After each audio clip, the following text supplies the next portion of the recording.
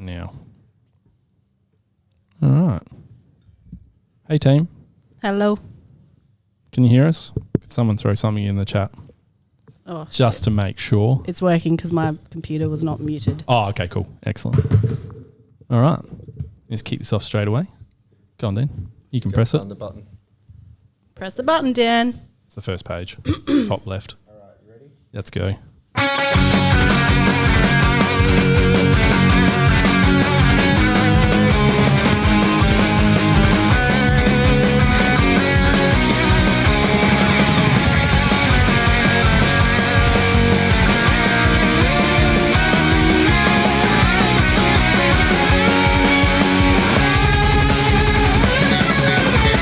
Good evening. Welcome to another episode of Here We Crow. How's everyone feeling after a week off? I'm feeling zen. Maybe better than last week. A bit more zen than last week, that's for sure. Although I think I was just numb last week, so maybe it's a similar feeling. Episode 93 of Here We Crow. We have a very, very special guest tonight. I'm just going to get straight into it because I know you can see him on the YouTube stream. It is I'll say inaugural Crow. former Crow. 97 and 98 Premiership captain, caretaker coach, host of the Crows Show, club engagement officer and SEN breakfast host, Mark Bickley. Thank you. Welcome, Bicks. We're not worthy. It's a lovely introduction. I can't believe that we've got you here. You have very kindly agreed to join us in the studio. We don't get that very often. No, well, it's the least I could do. Although I will say, I did get a bum steer because you sent me to the wrong studio and I was sitting there waiting. I mean, thinking, when is this going to start? Technically, I did, but I also did update the venue in the second message that I sent you. But it's fine. I only read the first. At least you didn't bail and you still came down. So I appreciate that. That's okay. Sam, hello. Hello, Lauren. And Dan, hi. Hi, this is the first time I've been a little bit nervous for a Here We Crow episode. I know. Yeah, it's like the same. It's not very often we're in, presence of Crow's royalty. it's all right. We'll be right. Ben, hi. Hey, Lauren. How are you? Yep. Yeah, good, thank you. Going all right? No, actually, no. I've been sick all week. So just don't breathe on. But you're okay now. Just to clarify, you're okay now. I'm well and truly past the infectious stage. We didn't put the guest wasn't next to COVID. me. No. I've done COVID already. We're bringing out the plastic partition in the break. All right, well let's get on with it. We've got a bit to talk about. I think tonight we're going to talk about the Crows and where we're at. Obviously things aren't great. We're going to get into that, and we're definitely going to prod Bicks with some hard, tough questions. You've sent them through. Prod and not probe. That's a win. Someone's getting probed.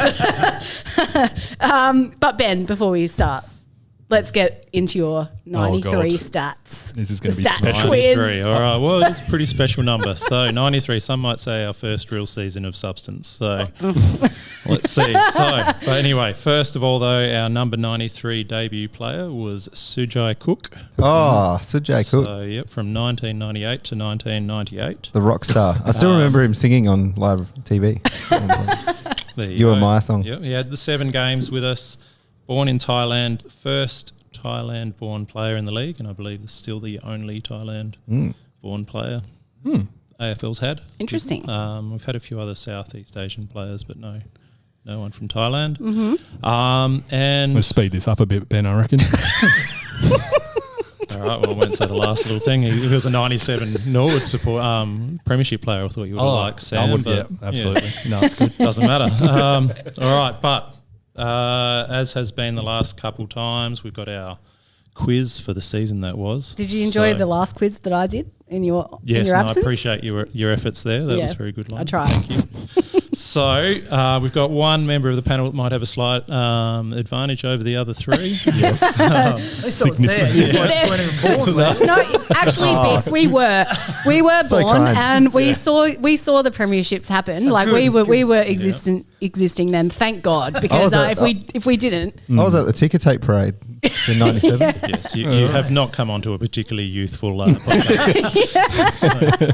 At least you know who I am. Most people I'm past it.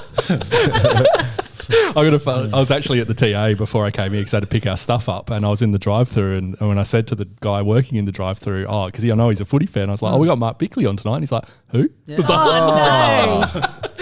He's never coming back on. We are old. To clarify, he wasn't a Crows fan, and he was about 18. So Oh, fair yeah, enough. okay, that's fair. Ben, Yeah. please continue. I'd like to, but Sam's slowing us. sorry.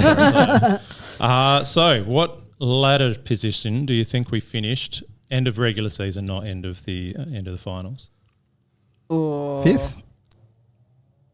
Is correct. Yeah. Oh, well done. Yeah, nice. I think this is the first time we've had a correct answer this year. So, Good start. so of the 20 matches, we won 12 in the regular season. There, who do we think was the best and fairest? In 93? Tony McGuinness? Jeez, Dan, you Oh. are on Oh, fire. 2 from 2. This is bullshit. Did you look it up? Did you Sorry, cheat? Bicks. I'm just I came second that year. I'm just showing off. And my next question was, who was the runner-up?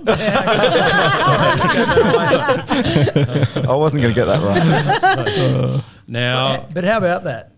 Just remembering, Tony Modric kicked 129 goals that year and finished third in the best and fairest. Wow.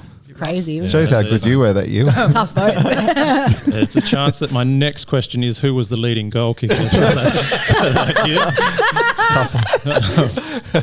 Or another one. And how many goals? He kicked 129, but he came third in the Coleman Yeah. as well. Oh, wow. That's crazy. It's like Ablett and Dunstall ahead of That's him. it. And he had 119 in the regular season before finals. Yeah, right. So 119, hey? that's the one. So, all right.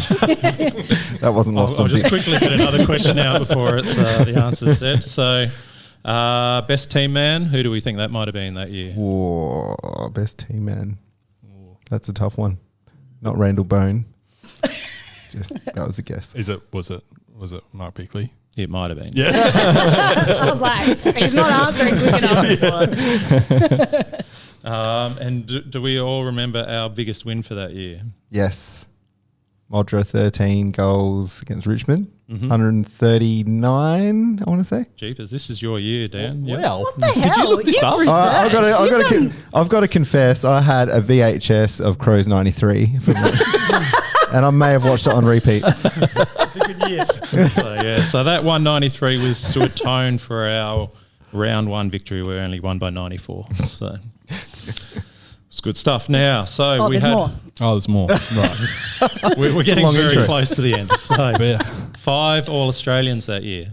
Oh, How many, 5? yep. How many of them do you reckon you can get? Oh, God. was Greg Anderson one of them? Yes. Whoa, one. Ben Hart. Yes. Oh, yes, go on. Sean Wren. No. Oh, okay. I'm out. Oh, who won the best and fairest? Yeah, he'd be in there. Tony McGuinness. Yep. Tony. Bone. Did you say Bone 5? McDermott. No McDermott. Bix, did you make it? No, I missed out. Jeez. Oh, Modra. Modra had to be in it. Yep. Oh, who's that last one? Was an assistant coach. Now I'm thinking, I thought Was. it was Nigel Smart actually, but it wasn't. He was earlier in the 91, 92, I I think. was going to say Rod Jamison, but yeah. I thought someone already said Smart because he No, they was. said Hart. Hart. Hart. All right. Well, Hart and Smart. Dude, I'm starting to doubt myself.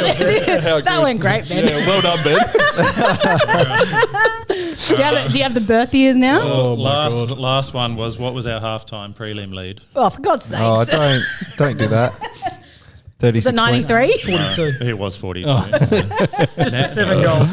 That is the last of that. I had a little. This is not a quiz question, but I did have for 1993. Mark Bickley did have 93 marks. Wow. So Look at there that. you There go. you go. It was fate. Just You're a little supposed to be fun here, one. Bix. Just on that prelim, Essendon Nuffy Dean, that's like his favourite thing to pull out to pay me out. But Oh, Dean, he's got to shut up. That I'm actually- sick of him. He's so mouthy at the moment. that is a core he- memory. and he Core should- memory for me is crying when the Crows lost that game. It's funny how we share things, isn't it? I will say, though, if you want to put a silver lining on it, so we were 7 goals in front in 93 and lost, but then in 97 we were 5 goals behind. Yeah. And I think there was a number of players that were still in that same team, so we used that as a bit of inspiration. Yeah, we'll take that. To get back over the Bulldogs. So there Excellent. you go. And then my last little bit, and then I'll stop dominating. You're still going. Yeah, was our born in He's on 30 1993. So Oh, yeah. Rory Laird, 93. Cam Ellis-Yeoman, Sam Kerridge, Mitch Grigg, and Curtly Hampton. Yeah, Curtly. Your old bakery friend. Yeah. Yeah. My mate. Oh, great. That was great, Ben. Thanks. well done, That was Ben. Very No, good. you did well And, with the well quiz. done, Dan. Yeah, thanks. I didn't like how I didn't get any. I got one right. I got one. Do I'm you know? hopeless at these. Yeah, they're pretty bad. Anyway, let's get into it. All right. We're talking about the Crows. Clearly, things haven't really gone as planned. People have many different kinds of feelings about this. Before we get into that, though, Bicks, let's talk about the glory days because it's all we've got. That's all we've got at the moment. Still hanging on to them. So, can you give us a small what are your memories of, back then? Obviously, you're an inaugural player, so you were there from the beginning, and obviously took 7-ish years to win a premiership. Now that seems like an eternity, although we've been waiting much longer than that for another one. Can you just give me they were some loose times, players just out in the clubs getting turned, fights at the Ramsgate, the whole kit and caboodle. Tell me your memories of that kind of era. Yeah, look, I think what you said was very true around. It was a whole lot looser because one, there was no phone, so no one could take a photo of you when you were out and carrying on. Yeah, thank goodness. And the media scrutiny just wasn't there. Back in the day, the newspaper literally just reported what happened as opposed to being a bit more sort of tabloidish now. And there was much less player movement. There was much less scrutiny. And so I could remember there was only really 2 reporters in Adelaide. And we got to know those guys pretty well. So they only reported on the stuff that they really thought should be reported because it was mainly footy based as opposed to all the other carryings on that were going on. But my memories early on were really about just being so happy just to play. So the first year or two, it was like, how good is this? We're playing, we're getting paid to play. I came from South Adelaide and we were flat out, we were just about broke, so we didn't get paid very much. And every week you'd be playing against a team that had a superstar, whether it's Tony Lockett or Gary Ablett or Dermot Brereton, or no matter which team you played, there was always this sort of household name. So for that first, particularly not so much for the older guys, but for me certainly, the first couple of years was just really being a bit starstruck. And then you sort of started to think, well, that's sort of passed and we have to actually try and do something, do something meaningful. And so in 93, it started to click. We were all probably 24, 25, sort of, myself and Mods and Jamison and Pittman and Smart and all those guys that sort of were young blokes when we started. So then we got close, and then we thought, this is, if we, we don't really lose anyone, we missed out in 93, but we'll win it next year. And then the coach got sacked in 94, then we got a new coach in 95, and that didn't turn out very good, and he left in 96. So before, almost in the blink of an eye, it felt like I was 28 and we hadn't really done anything. We hadn't achieved anything as a club. So Blight coming was great, and he brought just a different attitude and a ruthlessness we probably hadn't seen at the footy club. So, and then the other thing you need is a lot of luck, and we had bucket loads of luck. And I often think that, have we used up all the luck for the next 20 years after that? Because it seemed to me the sides in 05 and 06 and again in 17, there were lots of things that just, in 05 and 06, I think Roo got suspended in round 23 and missed the first final. And then Andrew McLeod, one of those years, got infected foot, a cut on his foot. And then Mark Rashudo got parvovirus another year. And then we ran into West Coast another year. And so all our luck seemed to run out. And but I just know that it felt like the planets aligned for us in those 2 years. Yeah. So looking back on that time, I guess it's pretty comparable, from the beginning of the Crows and to where you got, premiership in that 7 years. It's almost kind of comparable to what's happening now in a way. We've kind of started quite fresh and, things that were we've progressed quite well. Obviously this year we've had a down year. What do you like? Obvious, and there's a lot of talk about what should be happening at the club. Should we be sweeping everyone out? Should we bring in the blighty broom? Do we need to sack Nicks? Do we need to do this? Blah blah blah. Like, let me start with the blighty and the broom thing. Do you think there's plenty of calls for that to happen again? I don't, who people think should be gone from the club is a question in itself. But do you think that's something that football clubs would benefit from these days? A bit of a clean out and rejuvenation when things feel stale? Let me just go back a little bit. So Adelaide made the grand final in 2017. Didn't quite get there. 2018 was almost the same team, and they had a terrible year. Mm-hmm. And then in 2019, they lost a couple of players. I think Charlie Cameron and Jake Lever and Mitch McGovern might have left. But then in 19, after 18 being such a disastrous year, I think the coaching staff thought, well, 18 was an aberration. We didn't do that very well. We'll get it right in 19. So they held on to, Sam Jacobs and Richard Douglas, even though they were, probably just on the other side of their best. Mm-hmm. And then 19 didn't work. And I think what you were talking about with the broom, that's when the broom pretty much swept through. They sort of decided, you know what, we've got a lot of experienced players and we haven't quite got there. 2 years in a row, we now have to sort of look forward. So if you think about Betts, Lynch, Talia, Jenkins, Douglas, Jacobs, there's 7 off the top of my head. And there's others in there as well. That was the sort of clean out sort of process, I think. And then they started with this rebuild. So I think the thing that I think where we are right now, and I know, this isn't very sexy, but the rebuild is never linear. And so, I did a little bit of research around what it looked like for Melbourne and Brisbane and Carlton, so some teams that are up there and have been up there the last couple of years. And it's rather sobering, actually, because if you look at Melbourne's rebuild, before Melbourne actually won the flag in, what year was it, 21? I used the start of the rebuild from what they played 3 years finals, then they went down to bottom. So I used that as ground zero, a bit like Adelaide went down to bottom in 2020. And so if you use that as ground zero, between when their first bottom position on the ladder to when they won the flag, I think it was 15 years. How many times do you reckon they made the finals in between? None. Once. So they went 16, 16, 13, 14, 15, 15. They just bounced along the bottom. Then Paul Roos came and sort of started to sort of set them in the right direction. Then Simon Goodwin took over, and I think he finished 9th in his first year. Then he popped up and finished 4th in his second year. And then they went down to 17th the year after. Then they went to 9th. Then they won the flag. So you can just see it's ups and downs. And who were the other teams? Brisbane were the same. Brisbane had, I think, 3 or 4 wooden spoons. So between them finishing off that grand final run where they won the 3 flags and they lost to Port Adelaide, then they had a couple of years where they were a little bit around the mark. And so I gave them 3 or 4 years after that.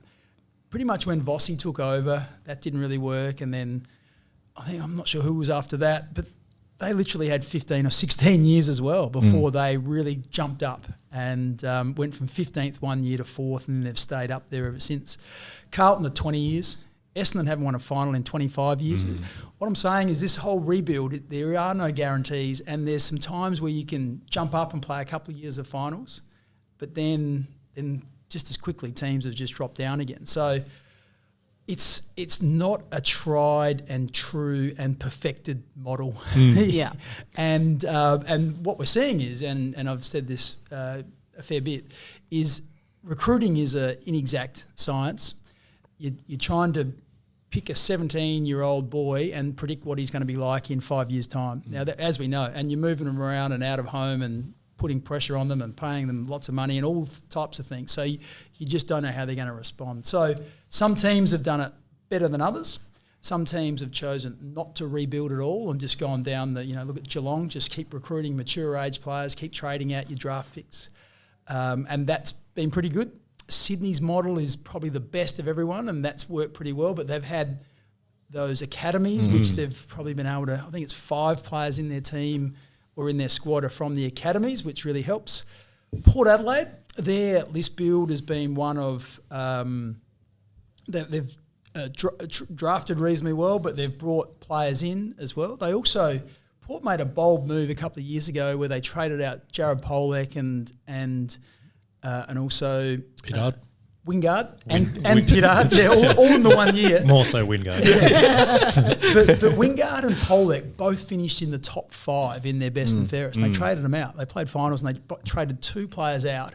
And that's what gave them this stockpile of draft picks. And then they had a really successful, when I say really, they took Rosie at 5, got Butters at 12 or 14, and then, of course, they got Xavier Dersmer as well, but he's now since gone. So there is you got to do it right when you get the opportunity. And I guess for Adelaide, they've missed a couple of those opportunities with Fisher Mackesy, Jordan Gallucci. And if you don't hit those early draft picks, and that's when you get the higher ratio of players that become All-Australians and play 100 and 200 games, then it does put pressure on the rest of the organisation. And one of the sort of biggest talking points on social media and all that through the fans is, whether we sack Nicks or we sack the board or et cetera, et cetera. So there's a few questions off of the back of that. We've been fairly pro Nicks on here. Lauren calls him Daddy. It's fairly pro, isn't it? That nickname. It's caught on. It has caught on. He's aware of it. We've told him. Yeah, I'll let him know. Lauren can arrange a daddy mug for you. Yeah, that's right. You can carry that around the club. But during your time, you went through 4 coaches, I believe. So you had Corns, Robert Shaw, Blighty and Gary Ayres. Let's not forget that Bicks was also at one point the caretaker coach. Correct. You've been there, mate. You have Looked it up. You ready to get in there again? Or? I would have thought so. So I guess, off the back of that, you've got the choice. You go through with a coach and hope that Matthew Nicks becomes the next Damien Hardwick and can go from being bottoming out to getting there. I like to think that's what might happen. He gets some more different assistant coaches, whatever it might happen down the line. But did you ever sort of retrospectively look at, Cornsey having got you to finals and then he's gone pretty quickly after? Robert Shaw, we never really saw much of him. He had a pretty bad record. Was there any of those guys where you kind of thought we got rid of him and maybe we could have seen it through and things would have been different? I haven't reflected on that as such about whether the guy, let's say Graham, would have been good if we had stayed longer. I guess I reflect on there's no guarantees. When you change coach, like people say, get rid of him, he's no good. Well, what's the guarantee that the next guy is going to be better? And my experience over the journey with, not just with Adelaide, but you look at all the teams, and you mentioned Damien Hardwick and I reckon Bomber Thompson's another one. The history says that when you get stability, stability is work, if you talk about club president, CEO, coach, general manager of footy, there's about 4 or 5 key pillars. When you get stability and continuity with those pillars, that gives you your best chance of having success. So you look at the companies or the clubs like Geelong and Sydney and teams that have been up there for a while, they've generally had that continuity. Richmond have been a dynasty as well. They've sort of held those guys together. So I think what Adelaide tried to do, and particularly with the reappointment, I'm assuming with Matthew Nicks, is that they've seen enough of Matthew to say, we think that he's got enough really good qualities to have success. If we reappoint him now, because our philosophy is stability is one of the key pillars of having success. So they'd seen enough. So that's why they did it. And when you think about it, I think it's a good move because I believe in stability being important. If Matthew hadn't been appointed, what does it look like right now?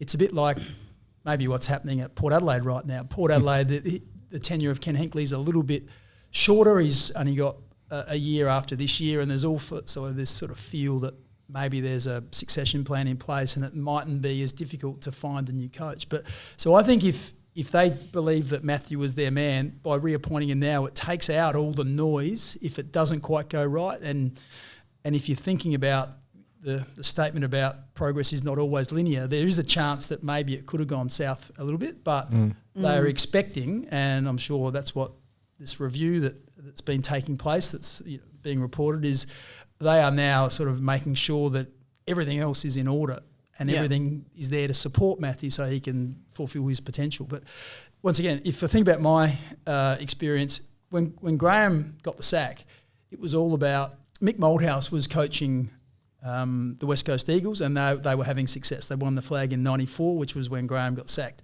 The whole argument was, you need a Victorian coach. You know, like that's what happened with the Eagles. They got Malthouse, who was Victorian, and look what happened.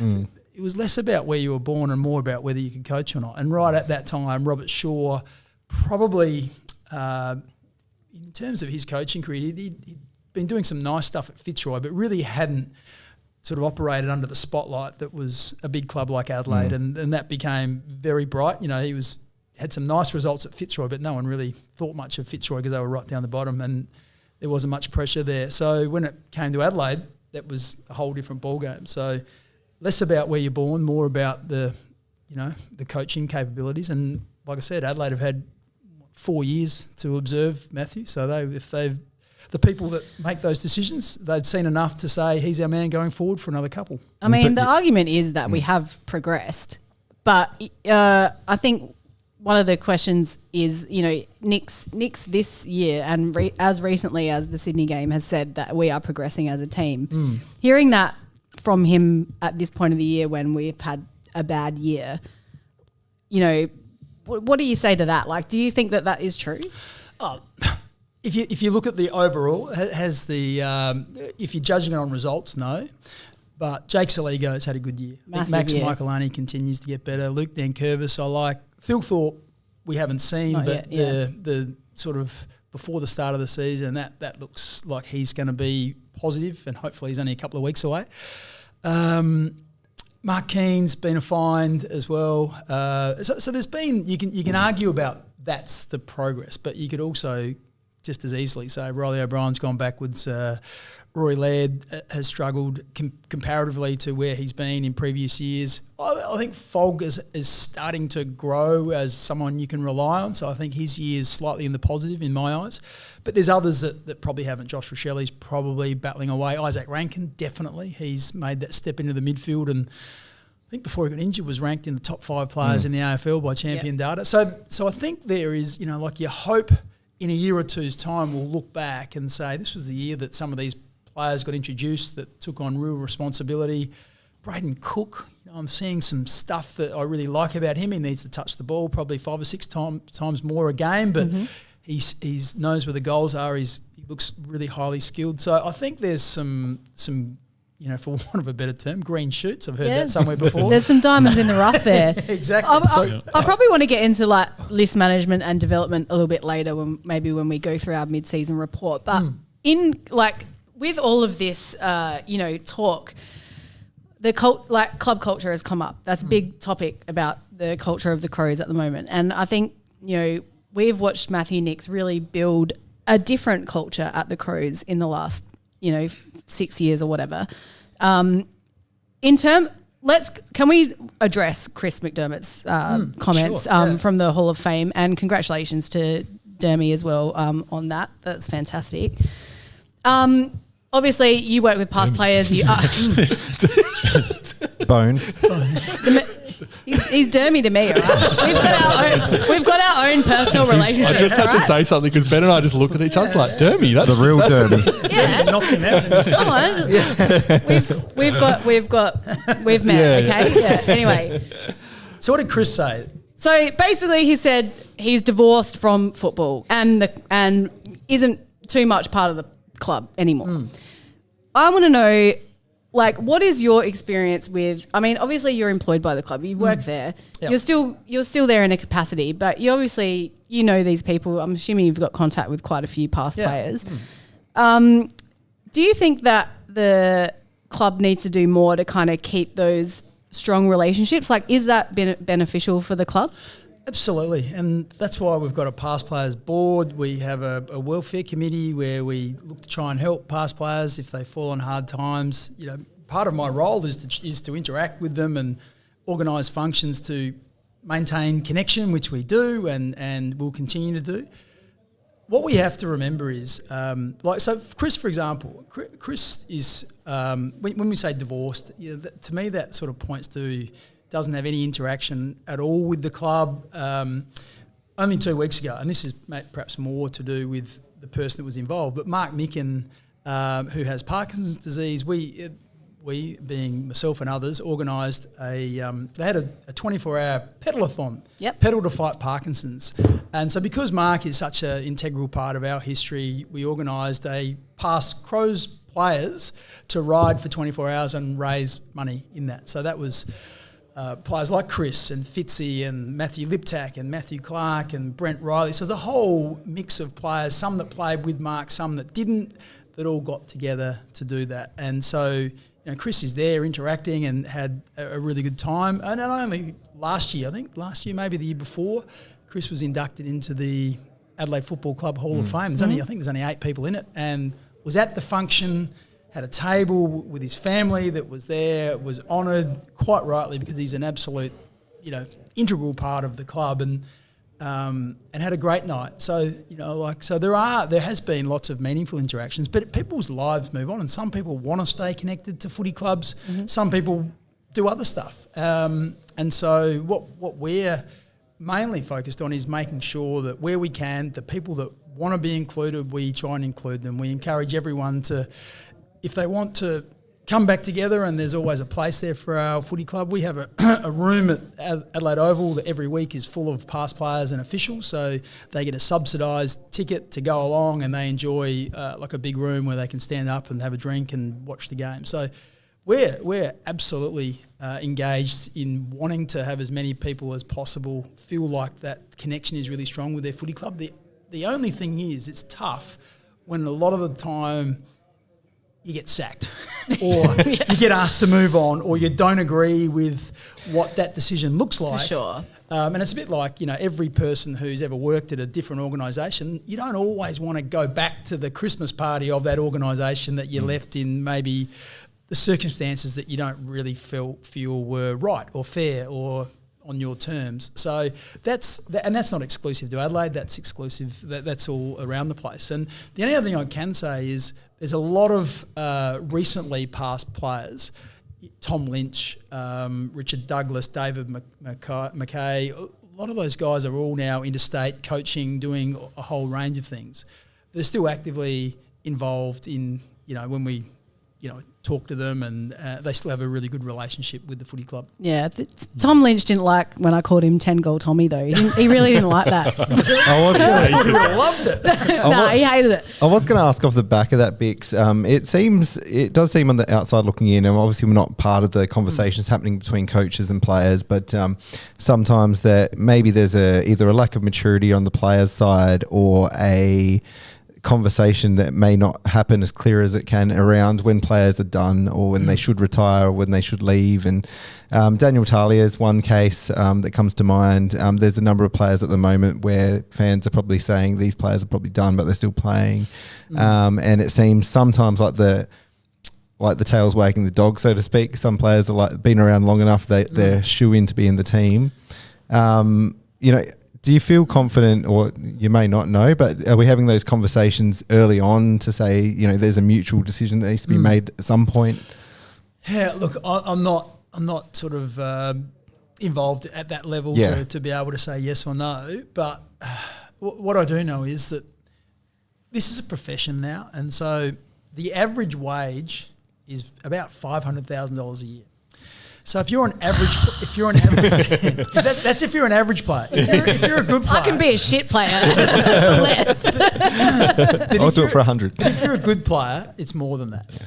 And so when the time comes to go, you want to cling on as long as you can, because most players, even if they're really well prepared to go on to something else, how many jobs can you walk into at an entry level of 150 or 200? Where are they? It's a very short journey, isn't it? It's a very short career. It is, but not so much that, but even the next job you have is so different, and generally you got to go right down to the bottom, and you start again to build your sort of way up. But and look, I don't want anyone to feel sorry for players, because they've got themselves set up pretty well, but you can understand why you would want to keep going for one more year if it means that's the equivalent of the next 4 years' earnings you're going to get, So, and so that's why it's sometimes tough, and you sometimes get a little bit deluded in the way you think you're going better than you are. In terms of do players hang on longer than they should, or do clubs give people a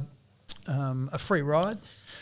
I don't know. There's some cases where players have triggers in their contract. So if you play, it might be a 3-year deal, and in my 3rd year, if I play 15 games, I automatically get another contract. So some players may have reached that trigger, but towards the end of the year, they mightn't be playing all that well. And if they didn't have that trigger, they mightn't have been retained, but they had it. So they've got, it's a bit like having a 3-year contract and you go crappy in the first year. You've still got 2 years to go, so generally you have to see that out. So there's a whole range of issues there. But I would think that those conversations generally are taking place, and different people have different views on where players are going. And say Brodie Smith is probably in that conversation now, where some people think, that's it. But you only had to go back a couple of years with Taylor Walker, and there'd be a few people that said Taylor was finished, and 100%. then his last 3 years after that have been phenomenal. So particularly Adelaide, second youngest list in the competition, you need to still have some senior players out there. I'm not sort of putting a case for Brodie or Taylor or anyone, but you have to have that balance in your list about right, which is why West Coast, for example, just signed Elliot Yeo for 3 years. He's 31, Elliot. Before this year was averaging 9 games a year for 3 years. So he played 27 games in the 3 years prior to this year. So you think, wow, that's maybe reasonably expansive. That's going to take him up to 34.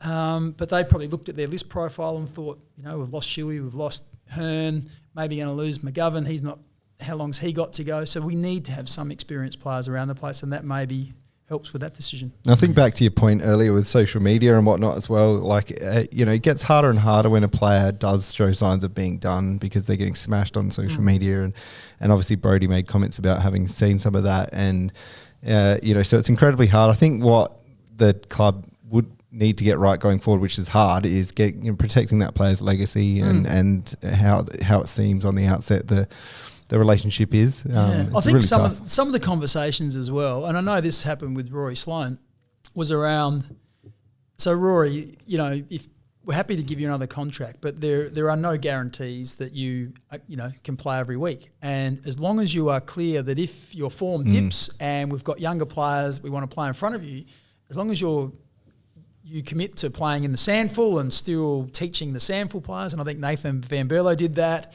There's Scotty Thompson did that, and I know both those guys said that was quite rewarding in the last year. They were able to sort of give something back. So as long as you've got total buy-in and the older player is going in with his eyes wide open, and there is a chance that if you're about exactly the same as a younger bloke, the younger bloke's going to get the nod first. I still think they can play an important part in the development of those sort of young guys coming through. You get it. So that sounds right. Well, on that, especially with Brodie, and I don't want to single him out, but that's just one example. What do you think of the boys' club commentary? Like, what is your actual take on that? Because it's pretty. It seems harsh, but maybe there's truth to it. I don't know. What do you think? I need to be clear on. I've seen when they say the boys' club. Are you talking about boys' club? The players that are playing? I think a little bit of everything. Okay. I think a bit of senior players, a bit of Mark Prosciutto being director of football or whatever. And exactly, because Stephen Rowe was the one that said it's a boys' club, and when you think about, I will stick up for Rowe here though, Bicks. Yeah. He's not the only one that says this. No. I'm just saying. he says people don't say it enough, but they're saying it. I've spoken to Rowe about it. He was in the pedalathon with Mark Mick, and I rode alongside him for an hour. So we definitely had a good chat. But if you think about the turnover of people that have been at the footy club, so I would have thought the boys' club initially would have been, it was Bill Sanders to Stephen Trigg to, who was there? Mark Prosciutto came on the board, and then it was Brett Burton became the football boss, and then you've had lots of incarnations. Then Don Pike came in. He's another coach, and he's been and gone. Andrew Fagan's been and gone. But right now, in terms of the boys' club, the only real thing you could connect is Mark Prosciutto and Justin Reid, because John Olsen doesn't really have. He's from the Sandful, former premier. Doesn't really have any links to Adelaide. He was West Adelaide. You've got Tim Silvers, who was 17 years at Hawthorn, so he's got no connection with the footy club. Matthew Nix is from Sydney, so he was an appointment which was it was made on merit in not sort of any connection with the footy club. If it was Simon Goodwin, you could say, well, maybe this is a boys' club, Well, people are talking about that. And then you've got Adam Kelly, who's the general manager of football. Well, he's not really had no connection with. I think he was at East Fremantle and then was the Sandford and then came to Adelaide. So I don't see that right now that this is overflowing with former players, mates of players. You've got Nathan Van Berlo, who's an assistant coach, but when you have interstate teams, generally it's hard to attract assistant coaches. So you've generally got one or two ex-players there, like Port Adelaide have, like West Coast have. So there's that part of it. So I think there's been enough turnover to suggest that it's not just a boys' club. And then there was an article in the paper that was written by Michael Warner and had Greg Griffin quoted that the boys' club was about the AFL appoint the people on the board. So that's a totally different argument again, which is totally different to the one we just spoke about, which is totally different to all the older players getting the game. So I think we need to be specific because everyone, when they say the boys' club, we could be sort of talking about three different things. Is it is it just something that people throw out there because they're just reacting to what's happening? Maybe. No, it's once again, and they're allowed to say it, and they're fans and they're passionate, and I think that's healthy to be engaged enough that you care about your club, that you want to find out, you want to have your say, and you want to know what's going on. Hopefully, what the club's role is to try and engage in a rational manner and try and explain where they're going, what they're doing, how they're going about it, the fact we're not just sitting here and twiddling our thumbs saying, we hope we start winning soon. Well, that brings me to my next question, and here's my last question, Dan. So if you've got another one after this, let me know. I got one too. All right. Yep. I want to If I'm know allowed, I what might you jump think. in on stage. This is me coming to you as you're part of sports media. Yes. Okay. What is your opinion on the messaging from the Adelaide Football Club? Now, I spoke to John Olsen about this. When we're watching the press conferences, it's the same. It is literally the same every week. Back in the boys in, we worked hard. We've got to put our heads down. We've got to go to work. Literally, Nixie says that. All the assistant coaches say that. The players say that. They all say the exact same thing. Do we need to be more transparent in our messaging? How do we change? Because the club are speaking in that respect. They're actually speaking to the fans because the fans are listening. That's who's watching the press conferences. Well, we do anyway. Well, we do, yeah. No, honestly. I'm sick of hearing it, and I'm daddy pro daddy. Like I'm I'm not freaking out, but even I'm a bit bored of this. And I did say this to John, and he reassured me that Nixie was behind the scenes getting into the boys when they needed it, which, I don't know if I trust what John says there. I don't think he's giving me the full answer. But do you think that is messaging that needs to maybe change a little bit? How do you find it? It's very difficult because, I think what you described there, we're putting our head down, we're not giving up, we're going to continue to get better, continue to train hard. It hurts the players just as much as it hurts you. All those words, I know they're just words, but they are describing what happens at a footy club. Once you lose the game, what are your options? Your options as a footballer, so the players and the coaches to say, stuff, this is too hard, I don't want to play anymore. Or you can go and say, maybe I'll just go through the motions because this year's not our year. No, you don't want that. What you want them to do is watch the review, find out what we were shit at. We're going to train that this week, get better, work hard, understand your deficiencies. If you're not a great kick, do extras and do all those little things. That's what you're doing. But when the results don't go your way, that's the only option you got is to put your head down and continue to work. Like you say, when you keep losing, and particularly Adelaide have had a lot of close losses, and the whole we're going to learn from that, that's starting to wear thin because people can quite rightly say, at what stage are we going to learn? And there are lessons in all of that. But, for Nixie, you can see he's exacerbated as well because he wants his players to win and he wants them to learn from the lesson of the week before when they lost a close game. And if you lose another one, what else can you say? Geez, we've got a whole heap of dead shits that can't learn. They're not listening to what I'm saying. Well, of course you can't say that. That would be refreshing if you said it 1 week. I think you'd find it more interesting. Well, that was me just. If we're comparing coaches, Nixie, and they're different people clearly, but Nixie to Dimmer, all right, Dimmer's he's pretty out there with his press conferences. He lays it out on the table. Why can't we do that? Yeah, look, I think coaches come from different areas of strength. Now, Dimmo probably wasn't doing that when he was fighting for his coaching career before he won 3 flags. Once you win 3 flags, you can say what you want. Pretty confident. That's a good point. Well, because you're coming from a position of strength and you've actually got the runs on the board and you know, like if people challenge you, they don't challenge you because you've done it. You've been there. You've got the credibility to be able to do it. So I can understand why he's a bit more relaxed. He's coached. How long would he have coached now? He's probably, coached close to 300 games, probably 250 games. So you've got that experience, you've got that certainty of tenure, all those different things. So that helps. I reckon one that would be slightly more like relatable would be someone like people saw Sam Mitchell coming out when their form was terrible at the start of the year, and he was quite hard in the press conference about how it's not good enough. And then you've seen, maybe coincidentally enough, they have increased their form, and people say, what a master coach. It's interesting because I think when I did that research, I talked about the rebuilds. Adelaide and Hawthorn are tracking along a similar path in terms of when they started their rebuilds. And, Alistair Clarkson stood aside or was replaced by Sam Mitchell. What is interesting, the profile of list is not dissimilar as well. But at the start of the year, Hawthorn, Will Day was injured, had some other players that were out injured, and guess what? They were zipping 5. Like when you have injuries and you are going through a rebuild, you have lots of young players who you've invested in the draft that are not ready to play yet. So when you lose 7 or 8 players, you get very thin. So Hawthorn, I think, is a valid comparison, but Hawthorn aren't sort of there yet either. Their last 3 years have been 13th, 15th, 15th and 13th. They're sort of up on the edge of the 8 at the moment. But all you have to do is look at the last few weeks, and that's where they're headed for the next 3 years, apparently. But all I'd say to that is be wary, because they've also got they've got a slightly different age demographic. They've got Bruce and Gunston who'll go probably at the end of the year. Sicily turns 30 next year.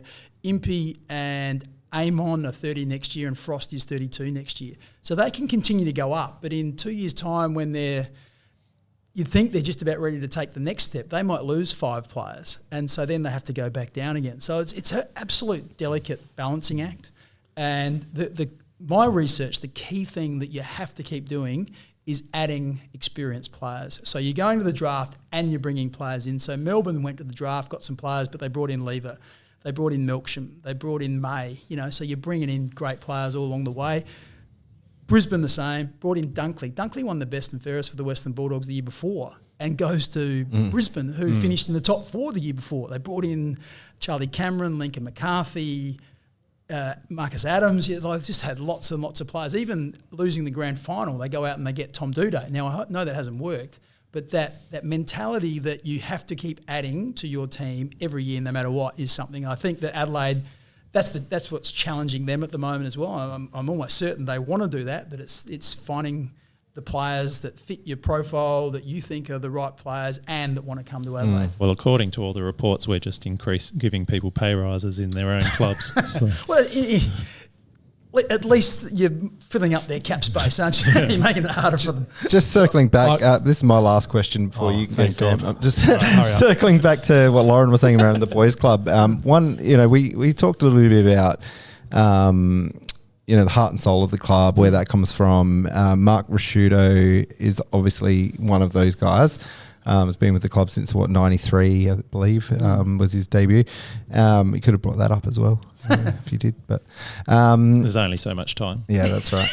But my question is probably more like, if we do get rid of Roo, like a lot of people are calling for, because a lot of people can't see what Roo does behind the scenes. They pin the results to Roo. We're not getting rid of Roo because his tenure's up at the end of next year anyway. But yeah, just the comment. If he makes a comment in the media like "go support another club" or whatever he says, or wears a port beanie on Fox Footy. He's got some conflicts of interest in there, perhaps. But yeah, if we get rid of Roo, for me, it's like, well, who is actually carrying the torch as someone who's historically part of the club? I know that you're working there in some capacity, for example. So there is not in football, though. Yeah, exactly. So personally, I feel like you need to have some sort of tie to the history of the club. Do you agree with that, or do you think we can go completely, just people who know how to run a football team? Well, I think there's probably you want to have both, really, don't you? Now, they don't all have to be in those positions of power, in on the board. So, for example, and this will be the challenge for Adelaide going forward. Like say, the constitution has been changed that you can only serve a certain amount of terms. So Mark Rashudo eventually will get to the stage where he's served his amount of terms, which is 3 or 4, I'm not sure, and so he won't be there. So the challenge for Adelaide is you have to find a person who's got great footy knowledge. We're talking about the director of football position, who's got, I don't know what the number is, let's say 20 hours a week that they're willing to donate. Remember, it's an honorary position. Don't get paid for it. So you've got to have great footy knowledge at AFL level, generally, have the ability to have 20 hours a week spare to do it. Then you've got to have the willingness to want to put yourself out there and do it. And that's when you get those 3 things, that's a pretty small field.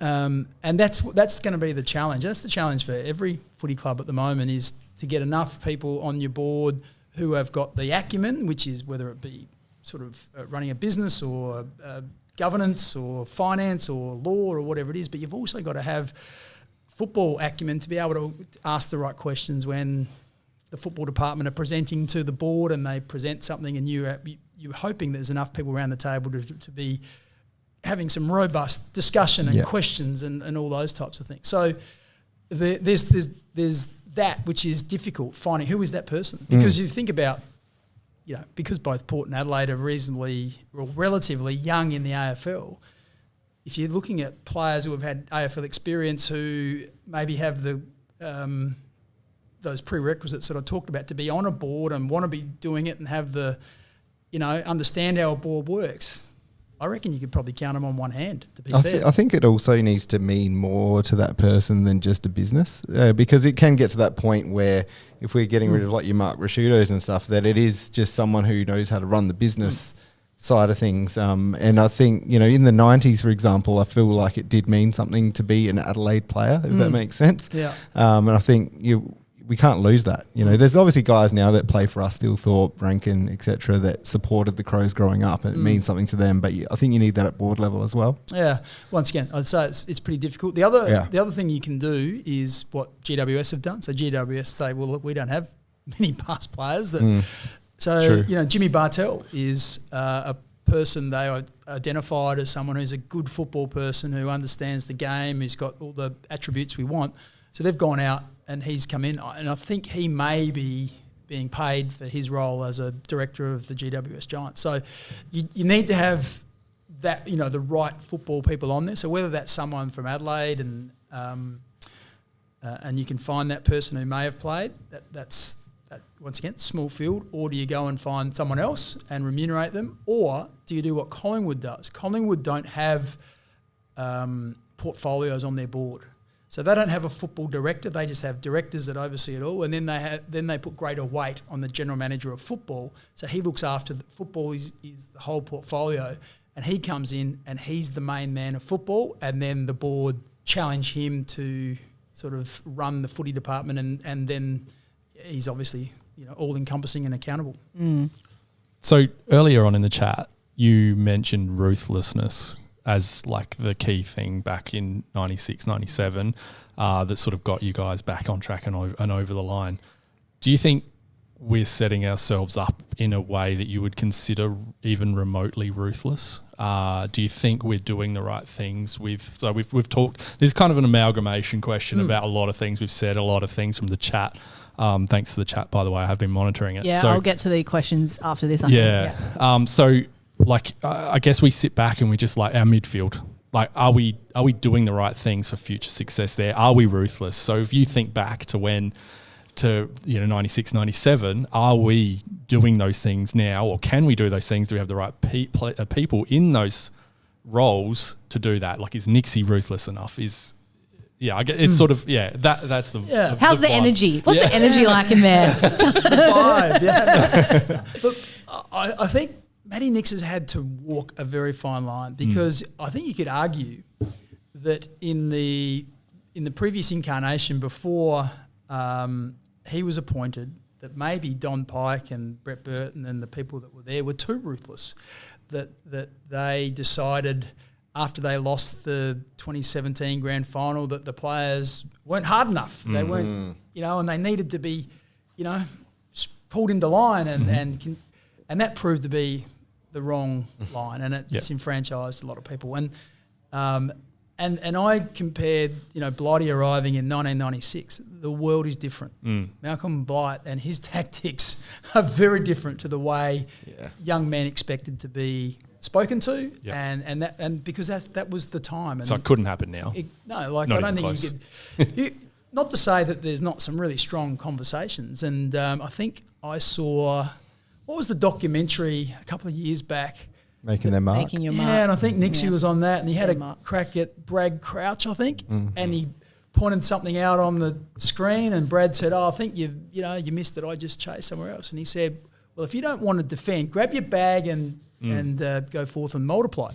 So, and I had, that shocked me when I saw that, because we all wonder, Matthew's quite, mild-mannered and controlled, but, I've had some conversations with players that have suggested that he's, much different behind closed doors. And you have to be, because I don't think you survive just by putting your arm around people forever and ever. Now, that he had to do some mending and some rebuilding of, I think the club was a little bit fractured after the whole leaving of all the players and the camp and all that discussion that went on, and then people left the club. There was certainly some rebuilding that needed to take place, and I think Matthew was charged with that. And now the challenge is to move forward again and to continue to build. It does really come down to the fact we also do, again, we've got a very young list, and those they're kids. They're kids, and you kind of need to handle them with kid gloves in that first little portion of their career. This is a slightly philosophical question. Do you think clubs these days care about winning a premiership as much as they did back in your day? Oh, absolutely. Yeah? Absolutely. Okay, yeah. Players do, clubs do. And to your point around their kids and, that we need to treat them with kid gloves. I'm not sure what the correct terminology is. Ben will know. You always hear when coaches talk or you listen to coaching podcasts, they all talk about the strength of the relationships and how long it takes to build relationships. The stronger the relationship, the more robust the discussion. Absolutely. So that's why they invest in time, in players and building that relationship, so they can say, what the hell is going on, or pull your bloody finger out, or that is not you, why are you playing so those discussions happen when you have really strong relationships. And I know that Nixie and the coaches, they value relationships, so that's what gives me the confidence to say those discussions are happening. I assumed that's what was going on, to be honest. It's like I was assuming that's what was happening. All right, we've got a few questions in the chat. Now we've got one from... Could I butt in quickly? Absolutely. Sorry. Yep. Mine was a bit talking about the kids, so probably we're a little bit more progressive in the hoping for more assertive debuting of younger players and whatnot. Probably my side of things is, do you feel like with our current SANFL setup and whatnot, do you feel like that affects at all the development and how early someone's ready to play? The fortnightly buy in the Sandford, do you reckon? For us, that's a lot of guys on here was, a lot of people were talking for Dowling to debut a long time before he debuted, and then he looked quite good when he came in, and people questioned, well, should have he come sooner, or was that good timing because he's come in and hit the ground running? So I don't know, do we feel like there's something in our development that makes it harder? I definitely think it's difficult. The restrictions that are put on the top-up players is really tough. So you can't be listed with another SANFL club. There's lots of rules, and I don't know all of them. But basically, generally what happens is it's a player who was quite a talented 18 and 19-year-old who didn't get drafted and then didn't want to play SANFL, went out and played in the country and has been kicking around out there, and then we grab him and he comes in and trains on a Thursday night or one night a week, and then has to shake hands with Nick Murray and say, "G'day, Nick, I'm playing with you today."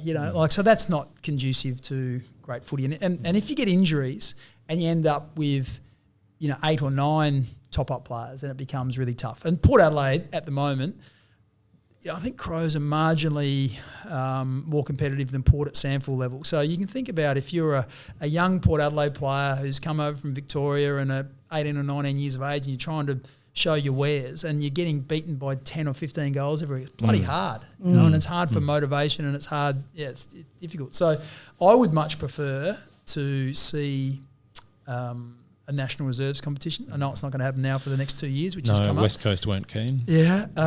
So, no, it was the other way. West Coast were keen. Freo weren't. Freo have got their own team in the waffle, basically. Because I heard that West Coast signed up recently with one of their affiliates or something. I think West Coast have been battling, but you know, I might have that wrong. No, I think you're right, because I think before. Frio's the one that was super Freo keen. with Peel Thunder. They've got their strong Peel thing, but I think West Coast just signed up, but maybe not as much enthusiasm as Freo.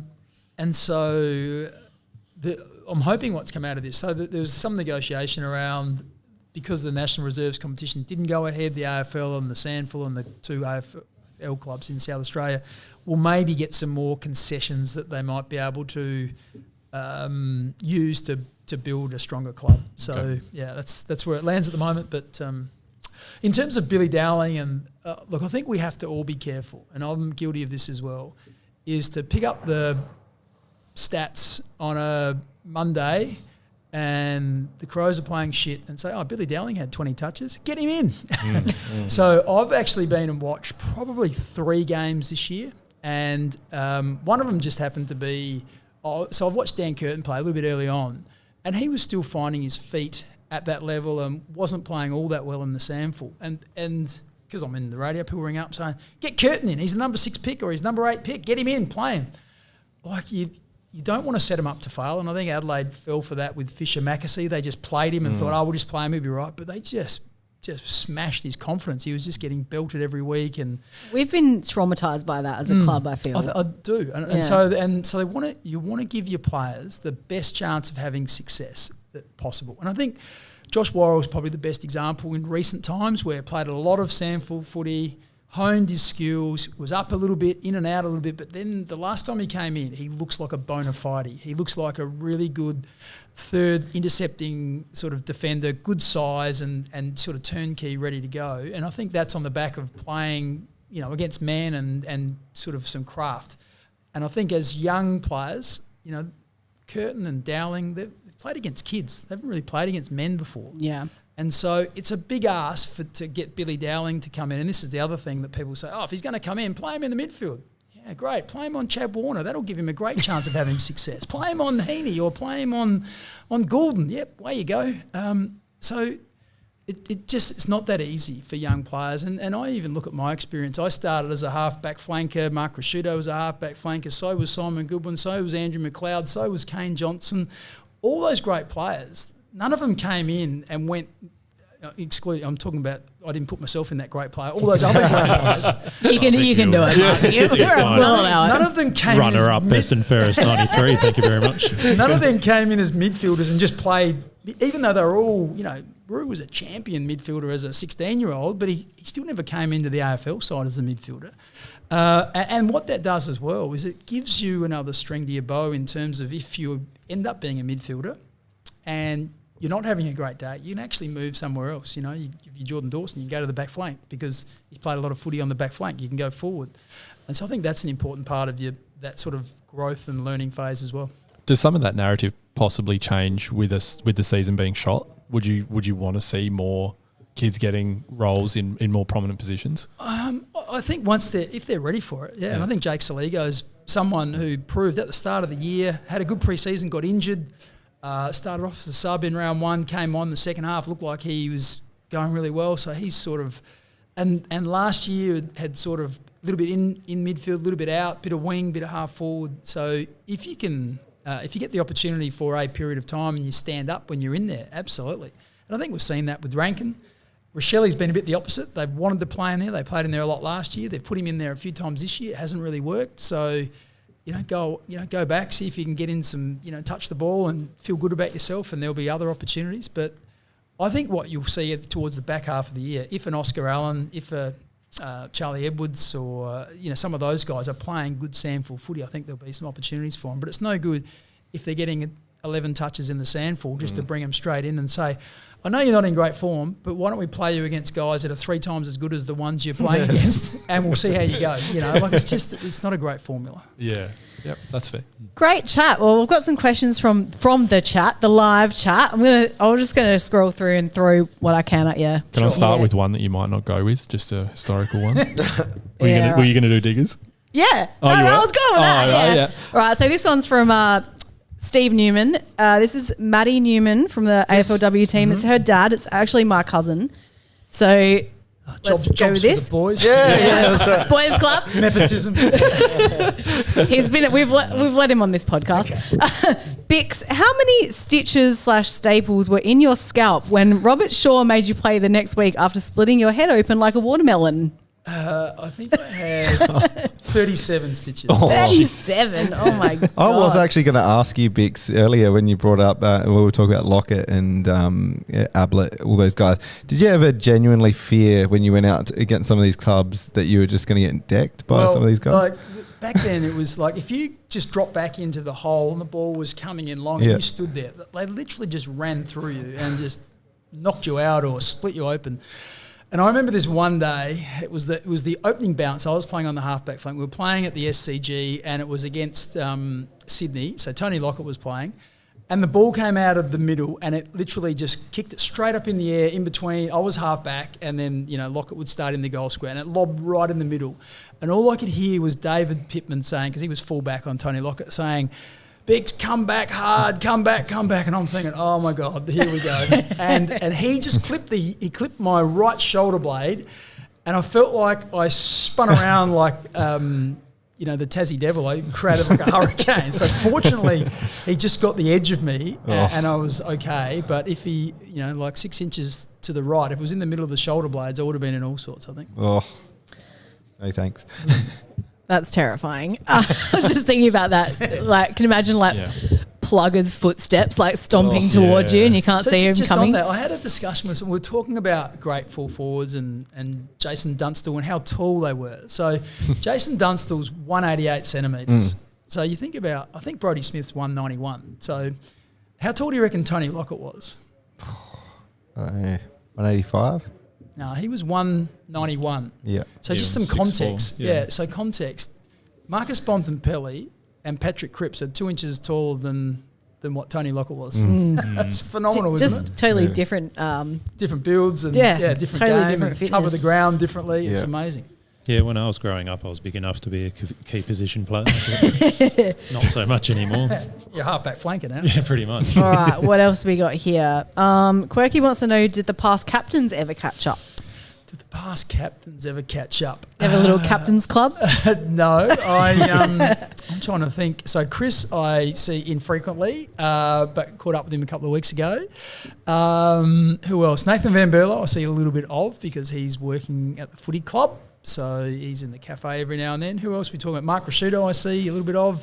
Tony McGuinness. Tony McGuinness, haven't I? Yeah, well, he's dropped off. Where has he gone? I reckon I had a coffee with Tony about 9 months ago. We caught up. I heard he was in town. So he's doing lots of things. His son is is vying to become an Olympic rower. So wow. keep an eye out for him in the Paris Games. So I think he travels at different stages to follow his career.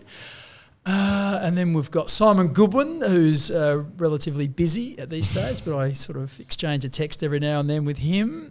Who's after Goody? That's about it, isn't it? VB, and then got it was VB. Tex and Danger and Sloaney and those guys. Yeah, see them a little bit as well. So no, we don't have a formal club. Not a formal, but maybe you will now that we've mentioned it. Do you have a premiership captain club with Cheney? With Cheney. Kyle Cheney. Kyle Cheney, Yeah, The ex- AFLX Premiership captain. Yeah, Feta. I haven't seen Kyle for a while. So Oh my God. there you go. Maybe All at right. the next meeting. What's the next question I've got? Okay, so Snowy, he's got a question and it relates to what you were saying earlier. How can we attract the top tier talent? Because it feels like it's such a struggle getting the class that we want to come to Adelaide at the moment. And we've had a few names thrown out there who have all signed contracts with their current clubs. Yeah. So what's the go with that, do you think? Yeah, look, I think every case is different. And if you look at the last two signings we've had, they've been phenomenal. Jordan Dawson is now the captain and best and fairest winner, and Isaac Rankin, who is I think we forget, Isaac Rankin showed glimpses at the Gold Coast Suns, but was nowhere near the player he is and the consistency that he's shown at the moment, except obviously those hamstring injuries haven't been great, but he is on the cusp of being a bona fide star of the competition. So there's this balance of you've got to target. You don't just go out and grab any player. And I think there's, I've sort of heard in the last couple of days some people criticising Port Adelaide around Jordan Swede, Ivan Soldo, Brandon Zerk-Thatcher. These guys weren't even getting the game at the club they were playing at, and you've recruited them here. So you've got to be really clear on what you want. So I think there's that combination of I know obviously you have an advantage if they have ties to South Australia, which Rankin and Dawson both did. There's some other players that Adelaide have got historically that haven't had ties, but yeah, that sort of starts and gives you a bit of a head start. But I think they would always have a list of players who are free agents, becoming free agents in the next couple of years, and then they've also got names of guys that are on a list. Say they're on the list at who's going pretty well at the moment. Maybe Carlton or maybe Sydney, who aren't getting a game, and you're thinking, what?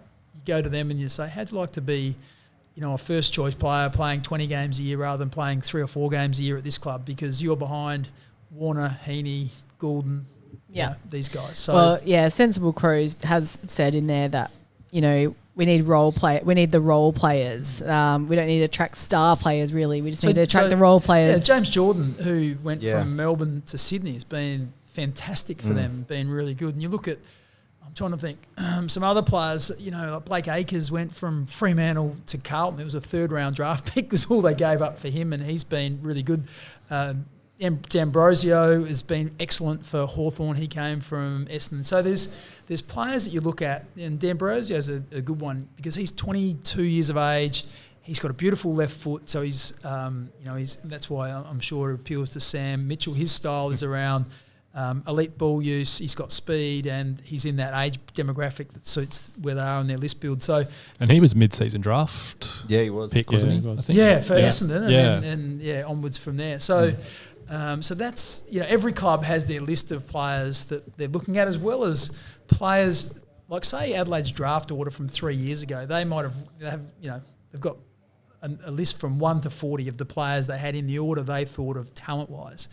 If there's a player in their top 10 who maybe went to another club and for whatever reason is not getting a game or is not really flourishing, they might say, well, we know, we rated him really highly, hasn't worked out for him there. We still wouldn't mind having him on our list and giving him a go because we saw something at that junior level that we really liked. And obviously social media and media as well really exacerbates things. When there's all this talk about a player being available, like taking Ned Moyle, for example, who's just re-signed with Suns for 4 years. He re-signed, did he? Yeah, he did today. Yeah, so I mean, there's people cross that one off the list. So everyone, but there's nothing to say. There's never anything to say the club's actually interested. It's a lot of speculation, etc. That's what we get paid to do on the radio. The first thing that happens when like Riley O'Brien gets dropped and then Strawny struggled a little bit in those last 2 games. You just go through every club and you say, well, Ned Reeves at Hawthorn's played 40 games. He's behind Lloyd Meek. I wonder what he's doing. And you look at the big fella Moyle at GWS and you say, look, Jared Witts is probably 2 or 3 years away from retiring. Hey, do you really want to play second fiddle for the next 3 years when you could be 3 years playing as the number 1 ruckman at our club? So if you're a ruckman, like that, they're probably the position that moved the most around there. So you're looking at players who are the second string, a bit like Sam Jacobs came to Adelaide. He was the second string ruckman, at probably maybe even third string at Carlton. Adelaide recognised that he was their man and they went and got him and initially he started behind Ivan Marriage and then he overtook him. So then Ivan said, I want to be playing second fiddle. So he went to Richmond and became a great player there. So all the ruckmen, they switch around a lot. So I would think that would be, well, once again, I'm only surmising, but I would think the fact that Strawn and Riley O'Brien both turn 29 in the next 2 months, you would think that Adelaide would be in the market or be certainly investigating what's around the place. With some young it's slightly crazy that we haven't already, don't you think? Yeah, look, a little bit. It's a philosophical argument around how many ruckmen you need on your list. Most clubs have 4. Adelaide have had two, but I think the reason they didn't get rid of, or you assume that Elliot Himmelberg wanted to leave last year. The club were really keen to keep him. He's 200 plus centimetres, so he's always sort of potentially a backup ruckman. And there's always been the question about whether Riley Thilthorpe is actually going to be a ruckman or is he going to be a key forward. So he's got the capability of being over 200 centimetres to be sort of that backup ruck, sort of Luke Jackson style. I think, there's potentially might turn into that. So you could argue, it's a bit of a stretch, but you could say you've got a little bit of cover there. But the fact this year, Himmelberg, Thilthorpe, injured, and the other two guys not in great form, it does leave you a little bit potentially some options for pinch hitting in there. Vardy Magic asks a really interesting question. When do you know that a player has reached their ceiling, or do you know? Is there a way? Is there a way? That's a really good question. Yeah. I don't know. Does a player know? Do you have an inkling inside yourself? You're like, this is it? No, or like you said before, you're kind of chasing the dream because it's such a short span career. But I think, you think about Taylor Walker. Many people would have thought that he reached his ceiling a long time ago, and then he gets his first All-Australian and kicks 75 goals as a 32-year-old. So he probably extended his ceiling. And then there's other players like Rory Sloane, who arrives at the club with pick 44, and most people thought his ceiling was maybe somewhere a bit lower, and then he sort of extends it and continues to end up being a couple-time All-Australian, might have been All-Australian vice-captain at one stage. And, Jake Saligo's another one. I think Jake's got a lot of upside. He was, he certainly wasn't a first-round draft pick. He was probably back end of the second round, maybe early third, probably back end of the second, I think it was. So he... came in. I know they rated him really highly, but did people think that he would step into the midfield in his third year and be a really good midfielder? Maybe not. We did. Max Michaelani's another one. Saw him in the midfield last week. Well, yeah, that surprised everyone, I think. But you think that's starting to, if they think, let's go down that path for the rest of the year, because we know every challenge that's put in front of Max, he seems to be able to just take it within his stride. So he stands on Chad Warner against Sydney. It wasn't disgraced at all. So you think, oh, hang on. So let's think about, we played the Western Bulldogs. I wonder what he looks like on Marcus Bontempelli. I wonder what he looks like on Paddy Cripps if we played Carlton. I wonder what he looks like on, some of these big-bodied midfielders. Dunkley in a week's time when we play against Brisbane. So then you look at the midfield of Rankin, Michaelani, Saligo, Dawson. Okay, we're starting to look like that, potentially could be a couple of A-graders. Is that kind of what Sydney does? You feel like Sydney do that with their Chad players? Warner, if anyone had have said to me 2 or 3 years ago that Chad Warner, people would be talking about him as maybe being the most damaging player in the competition, you would have laughed at him because, he was in the mid sort of range in terms of draft picks as well, but just appetite to get better. He's probably got a bit of competition with Errol Goulden and Heaney. He's got a fair amount of confidence. He has, yeah. But even Heaney's a great example. Heaney's been a half-forward flanker, half-back flanker. He only went in the midfield this year because the captain, Callum Mills, hurt his shoulder and Luke Parker broke his arm. So they put him in there. He's going to win the Brownlow. So you could argue, how stupid's John Longmire? He's been under his nose all that time. And true. Jordan Dawson a bit the same. Jordan Dawson had played peripheral sort of roles for Sydney for his 61 games there, came to Adelaide, and it was only after Adelaide struggled in the midfield, he apparently knocked on the door and demanded to be played in the midfield to Matty Nix and went in there and I think won the showdown medal. So I think there's always upside for players. Is it scary for coaches to mix things up that much? So because it feels, just from literally what you've just said, putting players in there just to give them a go, you don't see it a lot. Are they apprehensive to do it these days in case it backfires badly? I don't know. I think they probably look at, we know what we're going to get from Laird or Crouch, and they can add one player in, or they add, at different times they've looked at Rochelle and others. But I think maybe you have a bit more freedom once it hasn't worked for you. So you're obliged to try a few things differently and have a look at some players. So, and really it was on the back of a pretty poor performance against Hawthorn, I think it was. I reckon he came into the midfield late in that game Yeah, at the he did. MCG. And spent some time in there. Just before I left. and it's a bit, so when those games like that, where you're not going to win and you say, stuff it, let's have a look at, let's chuck the magnets around. Yeah. You just see things and you say, you know what, he didn't look out of place there. He actually got a few clearances. He had a bit of lateral movement and it looked all right. Let's have a look, let's expand upon that in the last half of the year. So it'd be interesting to see what they do. And, I think Braden Cook's another one. Once he gets to the level where, the work rate's enough and he's finding the foot in, he's got the confidence. I think he has the ability to be tried in some different areas as well, whether that be half back because he's such an elite ball user, whether that's through the middle of the ground because he's a good size. I don't know. I just think there's some opportunities potentially. Yeah. Definitely. Just one more before we. Oh, there's a bit of Bicks. God. There's a bit of Bicks love in here too. There that is. we're I was popping going in to here too. say, I was like, I don't want to pummel you too hard with questions, but people are loving you in here, Bicks. I've just got one more that has popped up quite a lot. How much of a loss do you think Rahili was? And this has come from Chris Mills. Yeah, sure. Well, it's hard to know. I wasn't working at the club when James was there. I don't take part in any of the reviews or the planning or any of that sort of stuff. I suspect he's like the fact that Geelong, wanted to get him back would suggest that they clearly saw something in him. It's also so how much of it is James leaving, but then you've also got the knock-on effect. So when James leaves, he was the forward line coach, and I guess maybe I'm assuming offense. So they then bring in Jack Homsch. So Jack predominantly has been a defender. So and generally the easiest line to coach. I don't know whether this is true or not, but I generally think that defence is probably the easiest line to coach. So they drop him in defence because he's a young coach. We'll put you in there, and that's the one that you can sort of cut your teeth in, which then moves Scott Burns from where he was to he has to go forward. So you've actually changed. The forward line have got a new coach. Also, the defence have got a new coach, and you've got a total new bloke in there. So there's, and we talked about building relationships, and I'm guessing as a forward line coach, Scott Burns is going to want something a little bit different to what James Riley wanted. So those players have to slightly change. So there's all that continuity factor, and that's why if you get that stability of players and coaches and no injuries and all that together, everyone sort of knows what everyone wants and how everyone wants to play. So that disruption, you would think, wasn't ideal.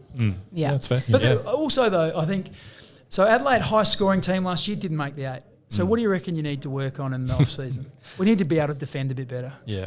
And so they, that's listening to Matthew Nix over the journey. They spent a fair bit of time practicing defence. Then you get to the start and your offence is not quite right. So then the obvious one is, did we spend too much time defending? But it's, how do you know when you're actually going through it? You're not playing games. Delicate balance. Yeah, it is. I certainly miss seeing us kick goals. So here's one for you. Once again, I did a bit of research last week. How many points less do you think we're kicking a game than what we were last year? I thought I saw it. Are we, because we were averaging close to 100, now we're about 85. Is that? Yeah, we're averaging 96. We're now averaging 84. So we're 2 goals less offence, but we're 1 goal better in defence. We were letting through whatever the number was, so it was 82. We're now back to 76. So effectively, it's a 1 goal change. It's not a lot, is it? No. It's a very fine line. I guess our problem is we've had 2 pretty good wins with the North and West Coast wins, so the rest of the games are probably a fair bit lower. But we did that last year. You could as also well. say, in actual fact, we had better because we had 2 games against West Coast where we kicked. So I think the 2 games against West Coast and the game against North Melbourne, we kicked almost 20% of our score for the year. So there's a couple of anomalies in there as well. So Yeah. Well, Bicks, it's been a great chat so far. We've got plenty more to discuss. But I'll just say in the chat, people are loving listening to you. They think you should be the football director. You should take part in the reviews, Bicks. Everyone's got high praise. You should be the replacement 4th member of the podcast.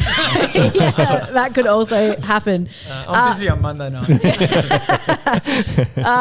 Everyone is very stoked. So thanks everyone in the chat for sending through your questions, and thanks very much for all that insight, Bicks, because it's a lot. It's a lot to talk about. There's a lot going on. To be fair, this is my job. This is what I do. That's true. So I'm not coming in cold. That is true. But I would like to pause the stream, please. Yeah. And then once we do that, we'll come back and then we'll do our review of the Sydney game, and then we'll do our mid-season review report card thingy. All right. Sure. We'll be right back, people.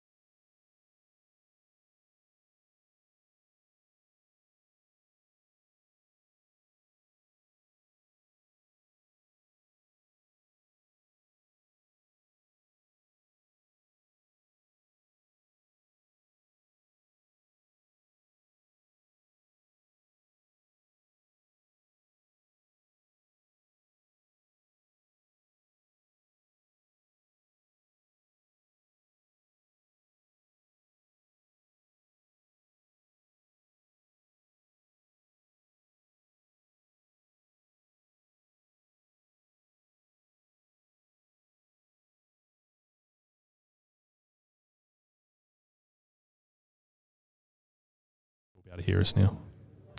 Hi, I'm Richard Douglas, and here we crow.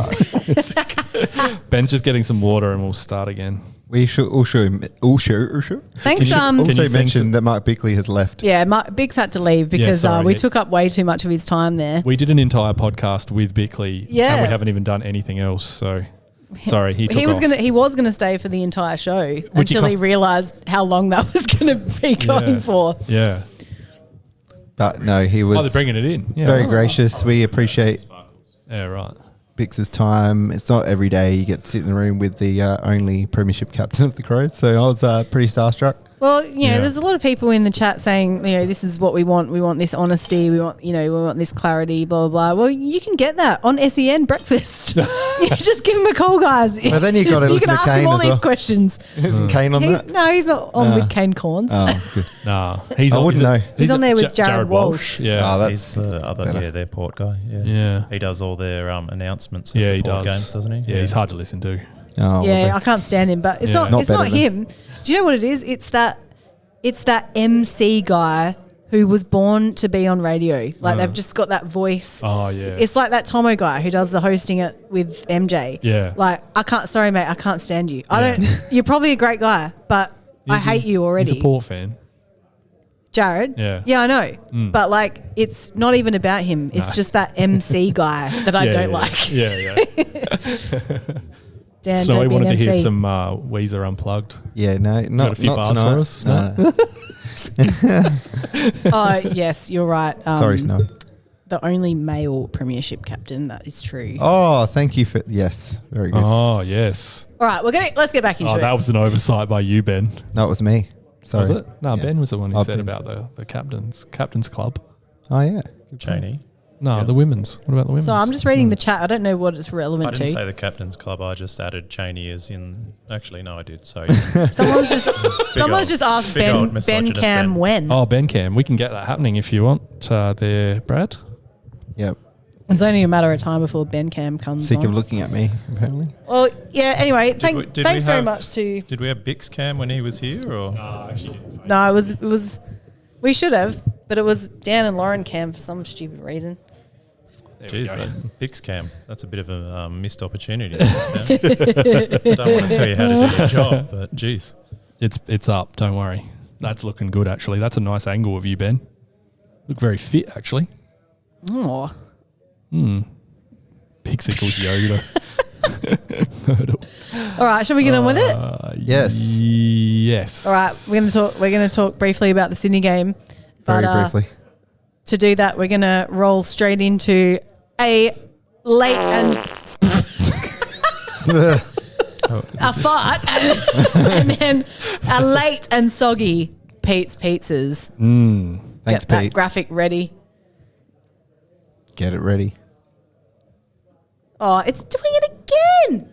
I'm sick of this bloody roadcaster thing.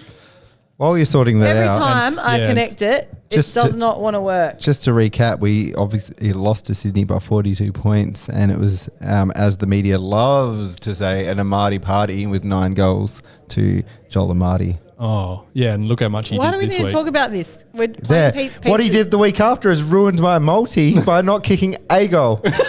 There for the game, Dan. He used them all up.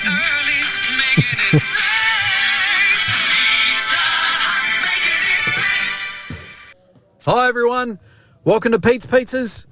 Thanks again to the Here We Crow crew for giving us all a platform to publicly question the direction of our club, but do it respectfully so nobody gets offended. So I'm going to give you 3 takeaways to chew on after a typically plucky yet inevitably disappointing loss to Sydney on Saturday night. First up, I'm talking about midfield. We've been smashed in the midfield this season, and our midfield performance against Sydney was no exception. In fact, Matthew Nicks rates our young midfielders so poorly that he decided to put our most creative and reliable small defender Max Michelani into the midfield.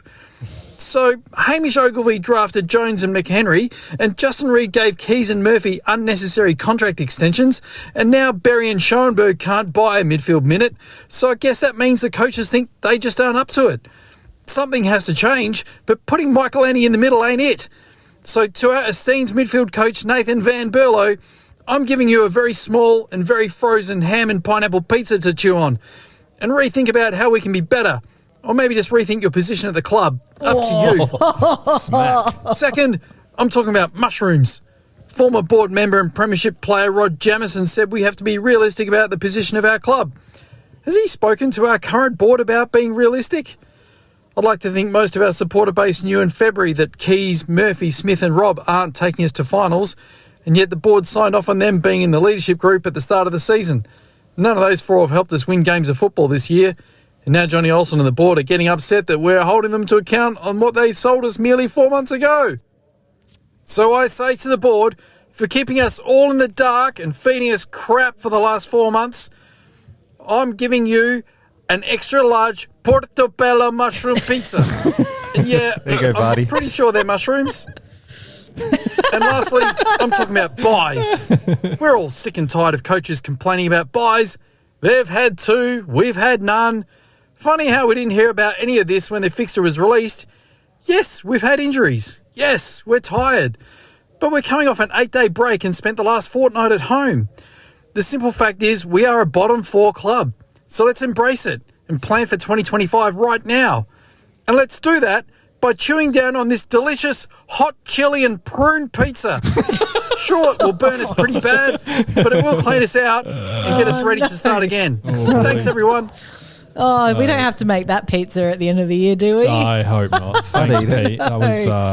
That was good. I wish, we obviously talked to Bicks for a long time, so he had to bounce, but I wish he'd heard that. Yeah. I think he would have He had needed, some I was about to comments. say, we'll give you some chance to breathe now and you can listen to this, but he left before we can do it. And there was also Yeah. some moderate death threats in there from Pete as well, which I thought was Were you thinking a bit of junk time midfielders margarita when he was? yeah. Oh, yeah, midfielders margarita, yeah, from the AFL Cafe and Bar. That's the one. Yeah. Should we just jump straight into pepperoni with Bicks. Yeah. Thanks very much, Pete. Always so good. appreciate your pizzas for the week. Yes, thank you, Pete. I actually meant to put that in as a like a reel this week, but I ran out of time, so sorry, Pete. Yeah. Yeah, so it was a bit more pertinent. He than still it got is his now. airtime. He did, yes. We could all be better at the social media. Yeah, we just don't could. want to be. Yeah, it's hard. All right. So, should we get it? Let's just talk about some votes or something. I don't know. I can give you some Let's- very, very fast stats. Yeah, go on. Go on, stats man. We lost inside 50s 61 to 35. That's a smashing. Yep. And they were more efficient, 50 to 48% when they were in there. Hit-outs, we got smashed, 56 to 18. paddling. Yep, that's a smashing. 52 to 31 in clearances. That's a smashing. And 159 to 123 contested possession, you better believe. That's a smashing. Grow up, Sam. All right. Who's got votes? Should we talk about the game just briefly? What? Why? Well, I mean, true. all I'll say is that we started off okay. I think we're already looking at a 3-hour podcast. at Yeah, this we stage. started Yeah. okay. We started okay, but we couldn't keep up. Sydney had just have another gear. gears. Yep, and it was inevitable, wasn't it? Yeah, and there was a lot of clearly there was a lot of niggling and words being spoken, bit of jerk time, kind of like. Very quickly, Michaelini in the midfield. Thoughts? I get why. I get it was he was supposed to be like shutting Warner down. Yeah. Which that's a hard task for anyone. Yeah. To be fair, it is a little. It's a little baffling, but I'm okay with it. I'm okay with it. It backfired horribly a few times. I watched. I watched it. Did I watch it? No, I was at the game. I watched the replay then, and there was just some glaring moments where Michaelini was just in the complete wrong spot, and they burnt us out of the middle. But I didn't hate it. I like it. Well, we sit here and call for them to be braver with positions on the field, and I guess there's one. I think that's all well and good, but there's clearly guys that are meant to be midfielders that aren't playing mid, and then they put Max Michaelini who's never been I agree, it's earmarked weird. as a mid. Like, I think he's done well, don't get me wrong, but even stuff like Ben Keys was previously earmarked as a tagger, like could potentially tag, and now he's not tagging. Like, Yeah. why aren't we using him to I don't reckon negate Keys someone? would have had the speed for Yeah, someone well, like Warner. perhaps you're right, but I it just it's interesting. I mean, one of the arguments is he's taking away from he's playing a good role already in a half back line. Or And aren't you back line. robbing Peter to pay Paul? The only thing is the back line is where we do have quite a lot of players who could potentially play there, and we don't have that many quality midfielders. And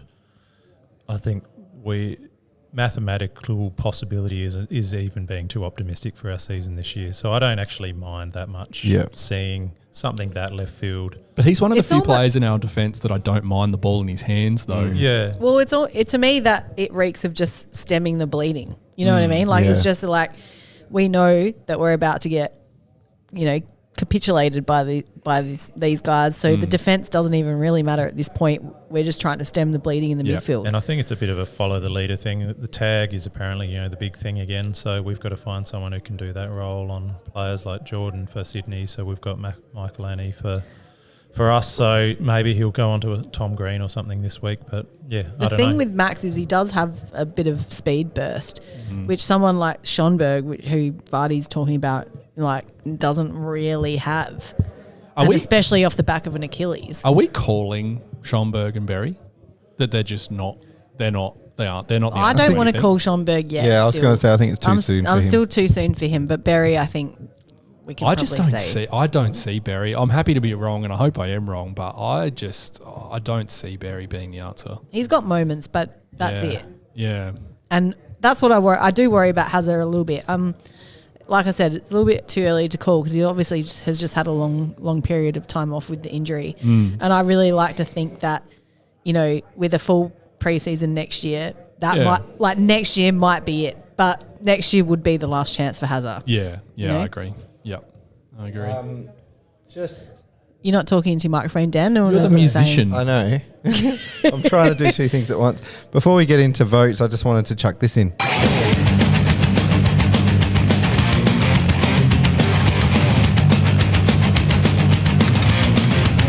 Dog Act. That's right. It's this week's Dog Act, and the jury's been out well and truly on one young Josh Rochelle. If you look at some of the social media forums, there's cases for people wanting to get rid of him and trade him to another club. There's other people obviously staunchly supporting him. I'm in the latter camp. I think you'd be absolutely ridiculous to get rid of someone like Rochelle.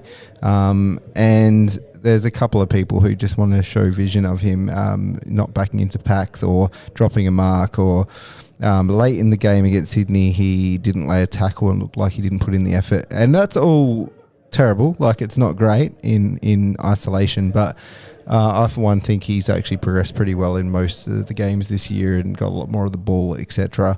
Add more strings to his bow than just be a goal kicker, things like that. But obviously we want to see it all to come together, but I think we need to be patient. He's 21. He's got the X factor. Him and the Rankin Rochelle dream's not over. And that is why it's the Dog Act. If you think there's something smelly, don't take aim at Rochelle. Give yourself a Rocky medley. Dog Act. That's right. Give yourself a Rocky medley or montage. I just realised it's actually montage. But it doesn't Medley rhyme with rhymes. Rochelle. Medley rhymes. You know what I mean? And that is the Dog Act. Well done, Dan. Votes? Very good. They're worried to bring in the water on. Ben, did you still have Are they stats or scared? you done? I did the stats. All What's right. going on with Ben Cam? How about I just hold this like this? Yeah, do it. Votes, and votes. Someone else say them because I haven't done mine. Ben, do yours. Yeah, I didn't really want to give votes, but led Hinge Rankin. Woo, inspiring stuff. Couldn't give Hinge 3 with that Oh, the goal, absolute goal given away. brain fart. But he did have 33 possessions, which is quite a lot. Yeah, it's all right, I guess. I did give Hinge 3 because I think, despite that brain fart, he was the most damaging player for us. Damaging in more ways than one, apparently. I also gave Laird 2 with 34. I gave Rankin 1, returning from injury, kicked 2 goals and 18 disposals. Spojulsh. Yash Shamil. I gave 3 to Hinge, 2 to Rankin, and I had no idea who I wanted to give 1 to because I didn't want to give it to Laird because I thought that was the worst 30 possession game you ever see. I stand corrected. So I gave 1 to Nankervis. His disposal efficiency was right. He made some terrible errors. I didn't rate it at all. Standard. Yeah. There was too much kicking and hoping, just Yeah. spraying it. There was that one, the kick that I just lives in my memory was that forward 50 entry where he had 2 players to kick it to and he kicked it to them. Like, Go away. 75% kicking. I don't care. All right. I thought it was shit. Gosh. There's no need to get quite so angry. Samuel, simmer down. Lauren, have you figured it out yet? Or do you want to just add it to the spreadsheet? Yeah, look, I'll just give 3 to Hinge, and I'll give 2 to Isaac because he kicked 2 goals. I'll give 1 to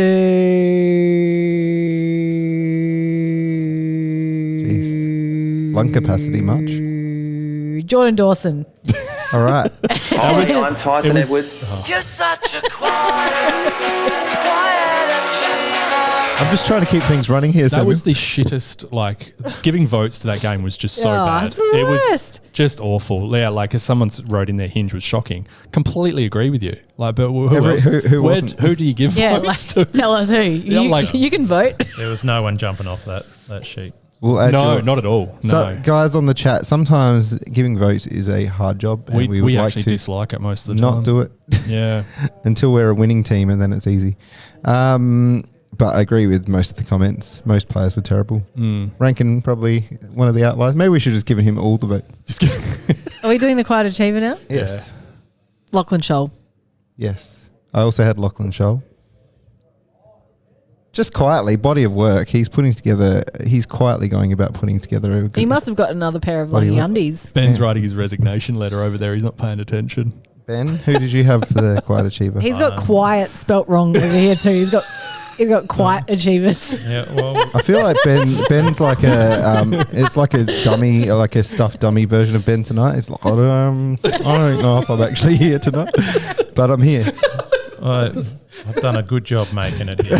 Yeah, that's what I mean. You have, He has. but yeah? you're not yourself. I'm enjoying holding Ben Cam. I feel like this could be my new job. I don't think we want to abuse Ben Cams. I went with Rochelle filling a tough role. Yes, Yeah, I put him there too. you guys copy each other quite a bit. I feel like sometimes Sam, you just copy what Ben says. No, we disagree. Well, I said he was wrong. I about think his votes. Rochelle, like in the last 2 games after all, the media, I should say social media outrage, really kind of came out and stamped his authority on his game. Tell you a bit what, more. I have a mental bookmark, and there's someone I'm going after when Rochelle turns his career around in social media. I'm going after you. You know who you are. Anyway, We nothing now. Yeah, Should I try and get Alex? yeah. Let's get our GWS nuff on. Oh board. shit! I didn't send him the thing. Oh, you idiot! Oh, sorry everyone. All right, Just I'm going to read pad. some comments. Kate, this is about Bicks. Let's see some Bicks love. What are you doing, Ben? I thought I'd set it up Surely for you. the club could be this honest and frank and talk up, not down, to its supporters while not having to chuck individuals under the bus. It would go a hell of a long way towards something that's cut off. Yes, I think that's true. Pete says this sort of engagement 3 or 4 times a year is all it would take. Yes. All right. Big said he was coming in once a year. Yeah, he did say that he's going to come on the podcast another time. He said once a year because clearly that drained him. It was quite high intensity. 84 says farts will never not be funny. My Agreed. boyfriend totally disagrees with you there, Boise. He is a little bitch when it comes to farting. He hates it when I fart in the house. Like, how many years do you want me to hold my farts in for? I think 10 years. By 10 years, I can let him loose. my wife, who never listens to the podcast, so I can say this, she would hate me for saying it, but every morning I know she's awake because she farts. I Yeah, think it's just a shame that Bickley had to leave, I think. it is a shame. Let's have a look here. What else we got? Do you think Berry or Harry have any trade value? If not, doesn't that answer your question? I think. I don't know. I don't know what I think about that. That's probably out of my. I think if there's a player who we're not giving consistent games to, they're not going to have a high I think with value, I don't think. I think with Schonberg still coming, agree. But Schonberg coming back from the Achilles, we've got to give him a bit more time. But I guess the knock that I have with him is prior to him doing the Achilles, he had games like he's having at the moment as well, where he just didn't get much of the ball, didn't seem to have the urgency. So I reckon, honestly, the jury's out, and I agree with what we said earlier. Like, it's probably next year is probably the year for him. If he doesn't have a breakout year, he's probably done. Berry, I agree. I don't think he really has it. I'd love him to turn it around, and actually he's shown glimpses, but glimpses aren't enough at this point. Yeah. Yep. Agreed. I've Cool. sent it to Alex, but sorry. Oh, I'll quickly do my segment. Yeah. Oh, yeah. I forgot you had a You still segment. have I've only got a couple. If you want to know what's in the spring, get into Rowan Jarman. Good things. Bye weeks are done. Oh, You. thank God. What a And- boring time. And Stephen May got sanctioned for throwing his head back. Good. Finally. Oh, he Just, did. just Yeah, a he did. fine, or Just a fine. yeah, I really wish they'd give a game because players don't listen to fines. No, they don't. But it was good. At least they acknowledged that it was poor form, especially Melbourne with the Angus Brayshaw stuff. I think that was. It was Yeah. it was a pretty bad look. Yeah. That's all. Footwear sacrificed at half price and equipment slashed to half price. Rowan Jarman's huge half price sale. Don't miss it. Two bads as well. The size of IKEA hot dogs now. No I good. haven't been there for ages. Yeah, Are they yeah. small? They've got small. The buns are really tiny now. Go to Costco. Their hot dogs. Yeah, they are good. Yeah, they are good. But the worst thing over the last 2 weeks, has anyone watched The Acolyte? The new Star Wars? Oh, Matt's been watching Oh that. my God. That is some of the worst television I've ever seen in my life. Really? Yeah, I'm it going to is have to get his shocking. opinion on that. Please do. On the flip side, we didn't talk about what's pumping us up at the start, but I just started watching the new Colin from Accounts series. Far out. It's such a good show. Get onto it. Lizzie likes that. Or Lizzie liked the first season of that, so I might. I can't Season watch 2. it because it's got a dog in it. And my dog loses her shit whenever there's a dog on the TV. So Where are your AirPods, mate? it's the visual of the dog. Really? Yeah, she watches the TV. She's like a person. Acolytes, yeah. Terrible. Have you watched The Boys? Have you new season of The Boys? I started watching the first episode, Yeah. but I'm not all the way through it. It's losing me a touch. I really enjoyed it up until this point. I've heard it gets better this season, but the first episode I didn't love. Yeah, I think it improves. I've watched all episodes. I think it's good. Yeah, good. I've Yeah. enjoyed it generally speaking. It's being review bombed by, loonies. Oh, the right wingers because they finally realised that they're the butt of the jokes. Yes, which I think is actually quite funny. It is. It really is. The thing that was pumping me up this week, Dan, is the Charlie XCX Brat album. Not so much the album, but the Lord remix of Girl So Confusing. If you're not around this, and I know all my women's out there will be around this, but And me. Charlie XCX has just released a new album, and it's in the pop world, it's a big deal. It's a pretty big deal it's probably going to be one of her, maybe her best record that she'll ever release. It is. But in one of the songs is she kind of tells the tale about being a female artist in the industry, and she talks about how the feminism works within the industry, and you kind of expect it as a female artist to get along with all the other female artists and be supportive and all that kind of thing. And the reality is that that's just not human. You're not going to get along with everyone. You're going to have jealousy. There's going to be envy. You're in competition with each other at the end of the day. So those feelings are very complicated. And basically the song is about, she basically says, you're an artist like me. We look the same. People think we should make music together, but I just don't even know if you really like me. I don't know how you feel about me or us or any of that. And, our interactions are awkward and blah, blah, blah. Anyway, there was a lot of speculation about who that song was about. And the fandom came to the conclusion that song was about Lorde.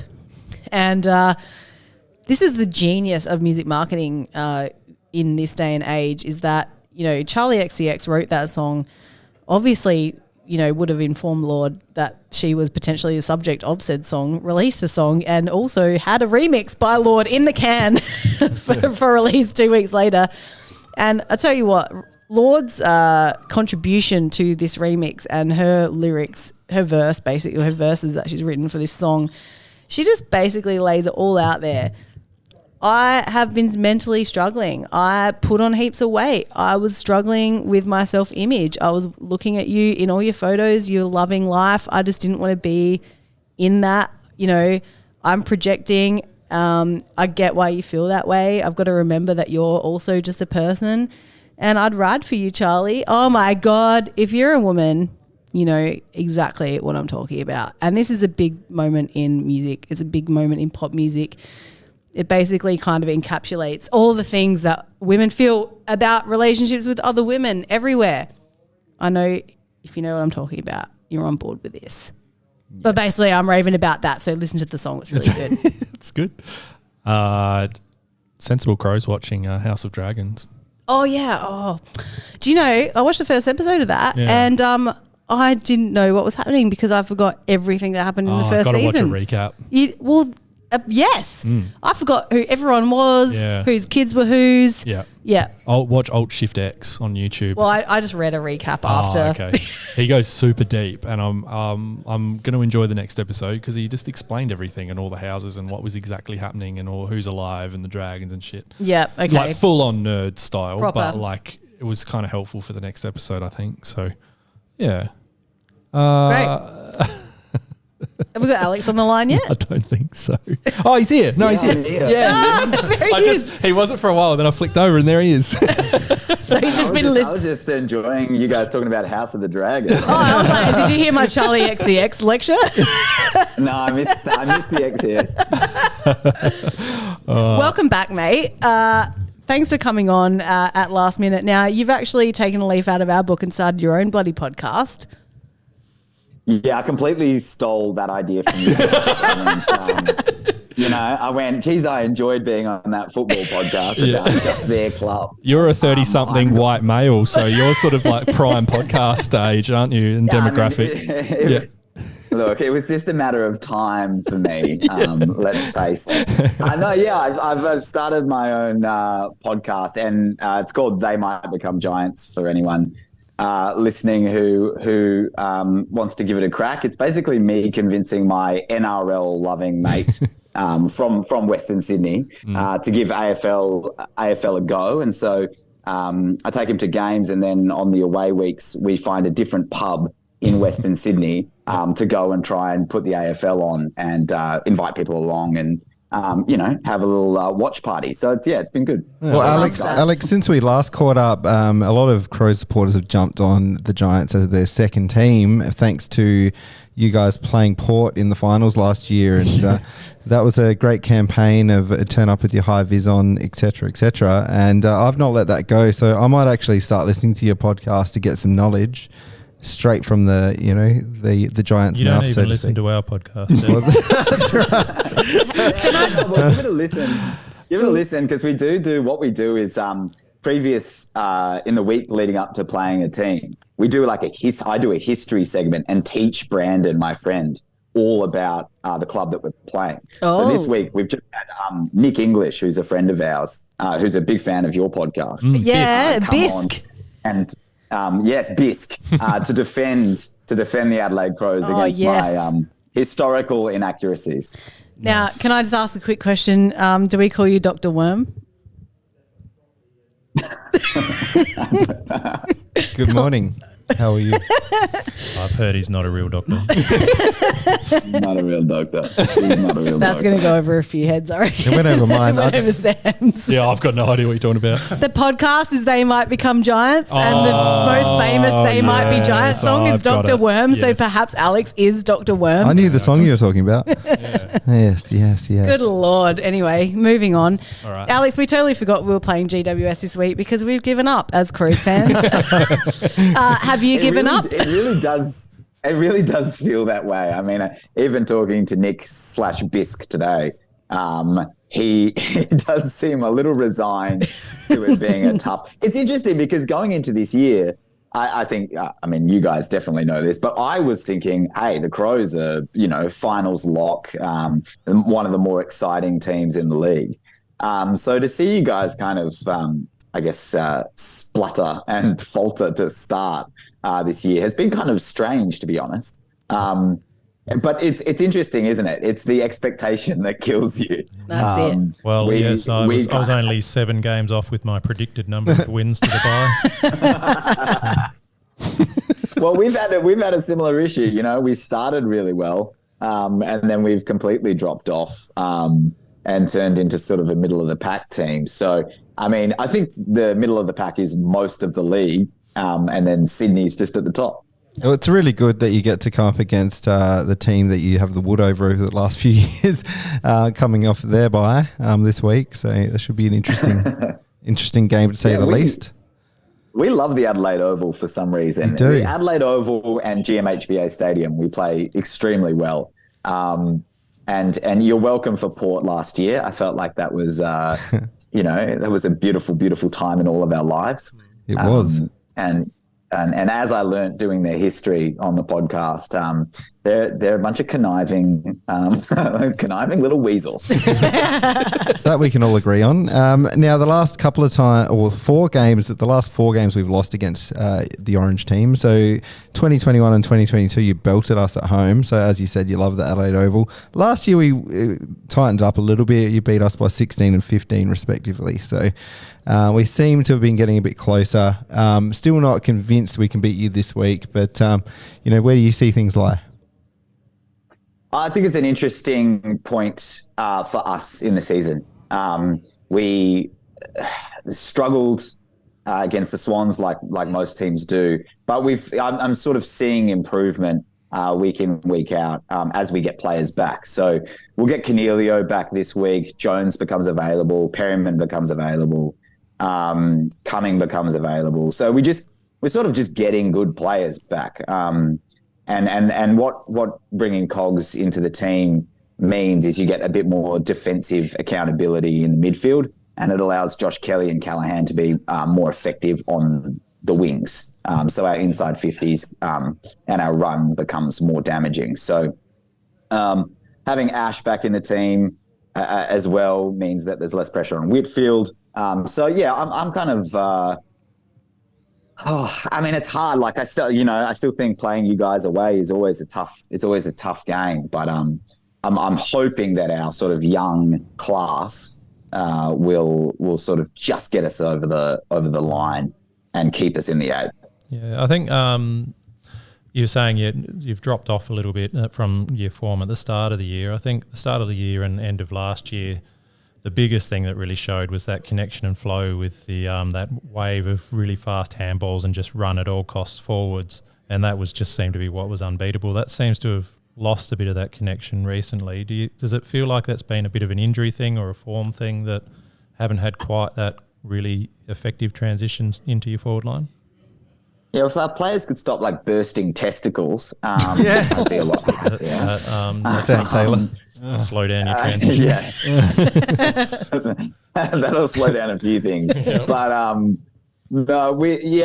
I do think a bit of it has been personnel. I mean, you look at the weeks where we've struggled, and you've got Josh Kelly and Cornelio out of that midfield. Ash out of the back line, Taylor out. Those are pretty big names for us, but our connection from our backline's actually been pretty solid. Our midfield has been getting beaten, but not too badly. It's the connection between our sort of inside 50 kicks. I feel like every supporter from every club is often it's the first thing you worry about, but ours has been really struggling. So it's that last kick, but. Lowering the eyes, as I said, having Callaghan and Kelly on the wings a little more will help. And Cornelio is just such an accurate kick as well. So our forward line has been struggling in the last quarter against the Swans. Our whole forward line played in the midfield, and our whole midfield played in the forward line. They just decided they'll put Brent Daniels, Green, Bedford all just in the midfield and just let them play midfield, and they started being really effective and scoring heavily. So, Kingsley's not afraid to throw the magnets around, and I'm hoping that we get a little bit more confidence against your crows. Sorry to say it. Yeah, I don't think any of us will be surprised if you come over here and spank us. That's for sure. Unfortunately, I'm super excited about Lecalier, who's an Adelaide local. He played on Amati this week against the Swans. Tough one to keep quiet. Yeah. Did you guys actually play anyone on him? No, I think Keane at least watched a few of times he got the ball. Look, we put our Irish guy on him. He's still learning, okay? Yeah, there was a few moments where it felt like he was just doing sort of magic tricks where the ball would just sort of fling into his hands off a bounce. Like he had it on a string and then he'd just sort of tap it through. But Lek kept him goalless and was fought really hard in lieu of Sam Taylor. So backline's looking really strong. And he's super exciting.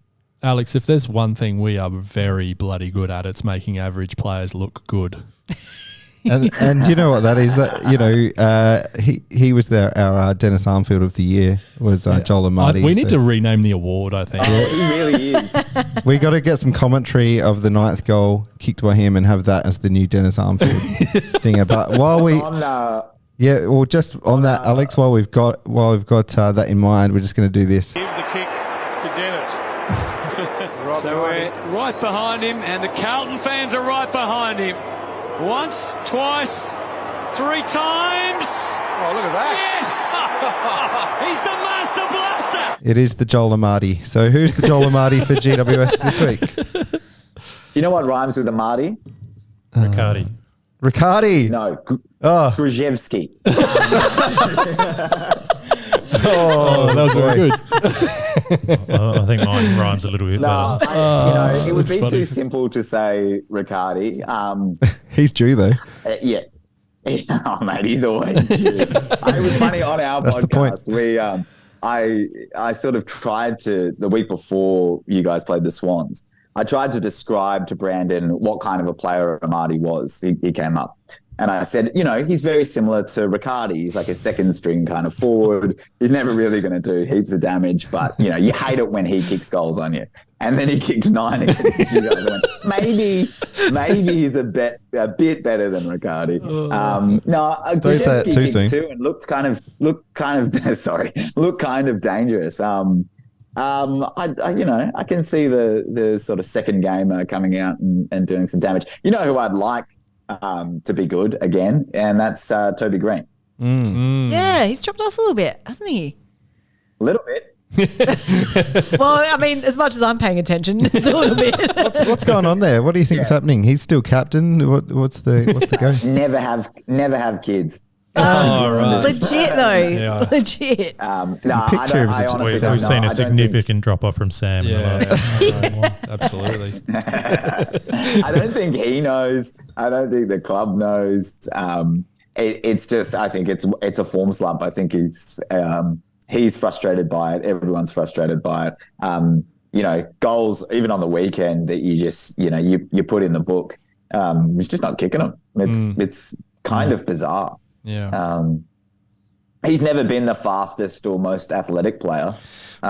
He's sort of more just skilled and whatnot. Well, if there's a team to play him into form, I believe in the 2022 game where you smashed us at Adelaide Oval, he was coming back from injury or a suspension or something and played his first game and tore us up. So didn't he kick like 5 goals or something? He kicked about 5 goals. I think it was 2022. Yeah. Toby Green was suspended. Yeah, I know. Hard to believe. Wouldn't hear about it. He'd never fly kick anyone. That can't be right. No, definitely not. Yeah. Well, I looked through the list trying to find a Dennis Armfield nomination, and all the players that I'd never heard of before are probably coming out this week with all the inclusions. So I don't know. I couldn't find one. Did you, Ben?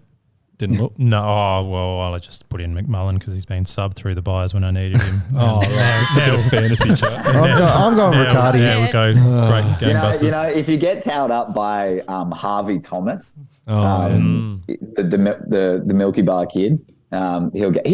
He came in. I think we picked him up with like pick 59 or something. He's played every single game this year.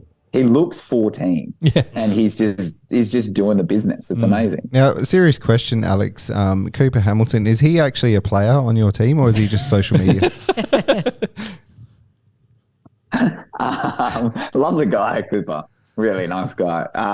I saw him on the weekend, and I said, "Oh, how'd you go today in the VFL?" And he goes, "Oh, no, I'm out with a calf or an ankle or something." I don't think he knows. He's being managed. I think he Doesn't know.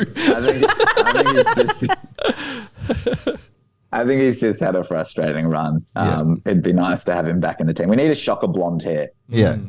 Not the Milky Bar kid. Not the Milky Bar. Yeah, we don't need a 14-year-old running around kicking goals on the Crows. We need a man. We need a man who can handle a mic. Love that. All right, predictions? Oh. Oh, My prediction is that it's going to rain heavily, and is it?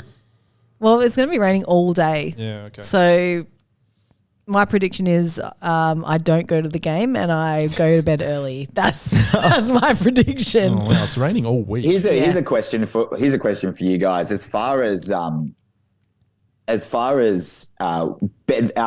player Bedford Snooze has been tagging week in, week out. Who would you tag out of your own Dawson. team? No one. Dawson. You're going to tag. It's either Rankin or Dawson, I think. Like we've only got 2 star players. Yeah, there's no one else you'd tag. Rankin when he goes in the midfield. Dawson's hard because he's been playing forward a little bit. If you're desperate, he's a good size for someone like Saligo. And the good news for you, Alex, is we don't have a tagger, so run wild. Yeah, our tagger just... Bedford wasn't a tagger until last week, so... We've got a new tag. We've got Michael Lenny. Yeah. Oh, yeah. Well, we've also got Ben Keys, but he's not doing much tagging at the moment. He's not doing much of anything. He's just running. Yeah. He's just doing a lot of running. Does a lot of running. Yeah. So the vibe's good, Alex. You guys are flying off the wall. This is probably the lowliest time we've had speaking to you, to be honest, Alex. Yeah, so, you don't seem stoked. No. We've had blind optimism leading into the GWS games. We are also heading into our 3rd hour of tonight. It is true. Yeah. It's been a long journey. It's a long podcast. And on that note, and then in the end, you get a sprightly guy to come on and tell you how they're going to whack you. Yeah, that's right. yeah, that's right. It was our plan all along. Oh, Alex, we'll leave it there. It's been great chatting to you again. Thanks very much for coming on, and thanks for, graciously coming on after we totally forgot to contact you until the last minute, because really we're just trying to forget this season is happening. It's hard to think how we're going to get through the next bit of the time. But thanks very much for joining us, and no luck to you again on the weekend, because you're not going to need it. You're going to absolutely stomp us. Let's be real. How much do you think you're going to win by? 20. 20. That's it. What do you guys reckon? 20. Yeah. Getting flogged? 45. 45-point flogging. Dan? Yeah, I'm not that pessimistic. I reckon Alex is around the mark. I'm going to say 3 goals, 18 points. Okay. Ben? We haven't been scoring very well lately. Okay. 28. I'm going to say it's going to be a 13-point win for GWS. Okay. I think some of the things they've been good at this year, they're 2nd for contested possession, 5th for tackles. That doesn't bode well for our ability to stand up in pressure. No, we're just bad. We're just bad at the pressure. We stink. But thanks, Alex. Thanks, Alex. We'll look forward to speaking to you next time. Enjoy. You can just see how flat we are.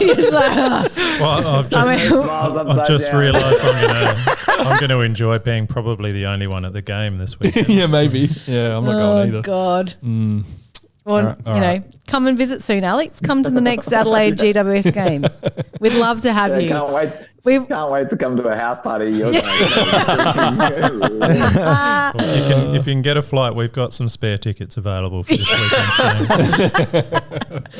Yeah, they're not in a fancy box, but we know Mark Bickley. We can hook you up. Yeah. All right, take care, mate. Alex. Take it easy. Alex. See Thanks ya. for having me, guys. See you later. Appreciate it. Catch up. Bye. Oh, thanks very much, Alex. It's hard to talk to nuffs at the moment because We always want to talk We to feel, Alex, though. 'cause yeah, he's Alex great. is great. Yeah. We just feel, it's lowly. It's low. We're feeling low. Yeah. We don't need to tell you guys that, on the chat, Now, we've got to wrap this up because it's just going This is for too an long. We haven't even absolute done our marathon. mid-season report. Stuff that. But, I mean, we don't have to. But what I will give you say, a D minus. I had us for 1, 2, 3, 4, 5, 6, 7, 8, 9 wins, and we've had 4 wins and a draw. Our next, this post-bye is we're playing the Giants, Brisbane, the Saints, the Bombers, Hawks, Geelong, Bulldogs, Port and Sydney. Oh, good. So it's getting easier. Yeah. Look, I've got us winning 3 of those games.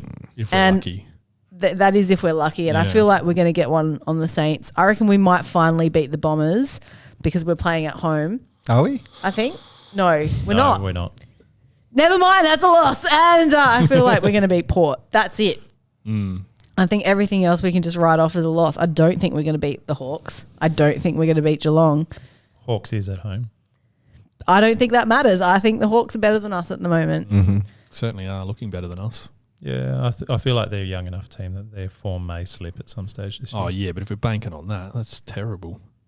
No, we're just saying. Let's hope they have a off night so we can beat a team that should be behind us by 2 years. I think Hawks is at least a 50-50 at home for us. Yeah, no, I'm not disagreeing with you. I'm Oh, just saying this it's a shit 50-50 spot to thing be in. again. Yeah. All right, I'm going to... It's a freaking valid method. Thank you, Dan. Every game's 50-50. It was just a very bad method for the first half of this year. He still doesn't get it. I do get it. I just think it's fence sitting at its finest. Now, firstly, I'm just going to pick this hair off of Dan because it's annoying me. Is it yours? No, it was white, so I'm assuming it's your dog's. Now, I'm going to reel off the names of the out of contract players at the end of the season. You yell out either delist or retain. Okay. Braden Cook, Retain. Oh, all of us? Okay, yeah, retain. Brody Smith, Delist. Chris Burgess, Detain. Delist. Burgess. Chris Delist. Burgess. D-list. Oh, nah, keep him there. Depends Just what pure Himmelberg height. does. If Himmelberg goes, may as well just... Yeah, maybe. Well, Chuck Russell. he's the next one on the list. Him is Delist. He'll be gone. Trade. Yeah, Trade. whatever. traded. Hugh Bond. Don't know how he is. Yeah, it's hard to say. Retain. Will we rookie list him? Yeah, maybe. Depends what they say. Because the other one we've got on the list is Borlays. Yeah. Yeah, you're retaining him, I think. If He's an unrestricted free agent. Yeah. Retain? I guess so. He's been better this year than previous. But This would have been yeah. so much easier if we were good, but now I'm just like, well, are these fairly rubbish players still good enough to be in our team? What about Gallant? Nah, he was gone. Delist. Scholl. Retain. He's retained, yeah. Surely he's going to sign another one. Lockie Scholl. Yeah, I think Shoal. I don't mind Shoal. I think Or you want to trade him? Sam's not keen, but I don't know if he deserves to, but he probably will. I thought his form's been okay this year. He's He definitely plays a good game He's against got a good team. real stigma about him, but I think he's not as bad as he's portrayed sometimes. I'm with Ben. If he plays a good game against a good team, I'll shut up. But he did play a good game against Sydney. No, I didn't rate it still. That's because you're biased. No. All right, next, McHenry. Delist. Trade? Delist. Trade or delist? No one's going to want him. What's his He ceiling? can go fishing on the Eyre Peninsula. I don't know what every his day- ceiling every is still. week. All right, what about Paddy Parnell? D-list. Delist. And what about Tex? I hope he retires, Yeah. if I'm honest. I'm like neither here nor there. If he can I get his think he body will- right at the back I end of the actually year. think he will retire. To me, the caravan purchase is pointing straight to retirement. Yeah. Like he's just bought himself a fucking, a house on wheels. Like I feel like that's pointing at the retirement phase. I think But- we're a bit overly optimistic if we think Welsh is just going to slot straight into our best. Oh, absolutely. 22 I think it next would year. Yeah, I be don't disagree with that. ridiculous of us to not retain Tex in some form of development coaching role in the forward line or, something along those lines. Next, Sam Berry. I We just, just talked Rookie about list. this. I just don't. Yeah, I don't know. I could be way off the mark, but I just haven't seen enough from what. And then people who are fans of him are going to say, "Well, he's never been tried properly in the midfield." I understand that, but when he has had a go, I just don't think he's got the skill set to be a long-term midfielder in the AFL. It's a bit hard to know as well in terms of knowing who we're targeting and what players will be added to the list Yeah. to know who to get rid of. Right. Well, the last one on the list for 2024 is Will Hamill. I would imagine maybe retained for depth, but like he's a bit part player. He's rookie listed already, isn't he? I think he was rookie list this year. Maybe He's an unrestricted free agent. I could be wrong. I don't know how that all works. This is sensible Crow areas here. He's in the chat. Tell us. Hamill rookie list, yes. Trade Berry, he says. Don't forget Boz selections. And Bozza, yes, I would never forget. Thank Chris. This you, is the Chris. pod that never ends. You know that song was exactly in my head right at that moment. Was it? Yeah. I am so buddy, I agree. tired. No one's going to take Berry. She's really shown nothing, really. And Hamill is a rookie, yes. You are correct. Thank you, Nuz. Thank you, sensible. Plastic Bozza. Are you ready? Ready is one word. Okay. Yep. Oh, for God's sake. Lauren. 16 from the sauna. My knees fucked up. Come on, what? Stop. Just stop touching it. Stop touching it. All right, what try she said. again. Are you kidding me? This thing's driving me batshit. Afternoon, people. Round 16 from the sauna. My knee's fucked, so I've come home and I'm just wallowing in self-pity in the sauna as we speak. And also, haven't seen the game from last week, so can't really judge. Just got too fucked off to even bother watching. Round 16 is Orange at home. Care factor. Got 3 changes. Beef, Rolf, back in. Taylor to debut. Something to get excited about. And Texie, you can enjoy the caravan for another week or 2. Berry, Borlace, Jones, and 4. For God's sake, can we just stop embarrassing the poor bloke? I'm actually starting to feel sorry for him because we just keep rolling him out. So 4 changes and Chuck Jones back as a sub. So that's about it, guys. Thanks again. Speak to you next week. Oh, Thanks, Bozza. Boz. Rest Thanks, up. Boz. That was about where I thought he'd sit, and I kind of agree with all of them, to be honest. Don't mind it. Well, we're not going to do it, but I like it. Honestly, who knows and who cares at this point? Yeah, exactly. Yeah. My care factor is pretty minimal right now. Anyway, can we end this? Yeah, we need to. It's I can't been believe too long. people are still watching this. Thank you so Yeah, much, thanks for everybody. joining us. This is actually amazing that you're still here. I don't think we got anything else on social media because it's really just been all about Bicks and everything. Yeah, but I think so. thanks very much to Mark Bickley for joining us because I think we all got a lot out of that. It was really great, really insightful, and balanced. A balanced view of what's going on at the Crows and football in general. Yeah. Yeah, I felt that. That's how I felt afterwards. It just felt a little bit more calm. Yeah. A little bit more like Ben. But like I said, Bicks is on SEN in the morning. If you've got questions for him, just give him a ring. Give him a ring. He'll answer for you, no doubt. Ben's nodding. Got anything to say, Ben? No, I'm stuffed. We get out of here. Ben, get some rest. Yeah. We'll see you back next week. And thank you all, and we appreciate you all in the chat for sticking around. We hope you got something out of it as well with the Bicks chat. As Lauren said, we certainly did. It was really great for him to come on, and we'll hopefully have him on again next year. Yes, and hopefully we'll be doing a lot better then, and it'll be pleasurable. I'll just leave you on this. I know you're hosting, but It's all right. Take it away. Dino, the Essendon Nuffy, just sent me this great article, which I think we should post somewhere. Power, a club divided as board members' reaction to con artist radio rant leaves coaches camp seething. So there's reports Treaders has been on 5AA. Treaders is I was listening to this on the way. blown up Port Adelaide. Yeah. This is going to be interesting. So I'm not going to go more into it. I'm sure you'll all read it, but how good is that? If we can wallow in our misery, but also theirs. Yes. More so theirs. Yes. Thanks everyone for joining us on Here We Yes, Crow, thanks. episode 93. We'll be back next week to bring you the wrap up from the GWS game and everything else. See you later. I'm Goodbye, exhausted. farewell. Bye. Bye, everybody.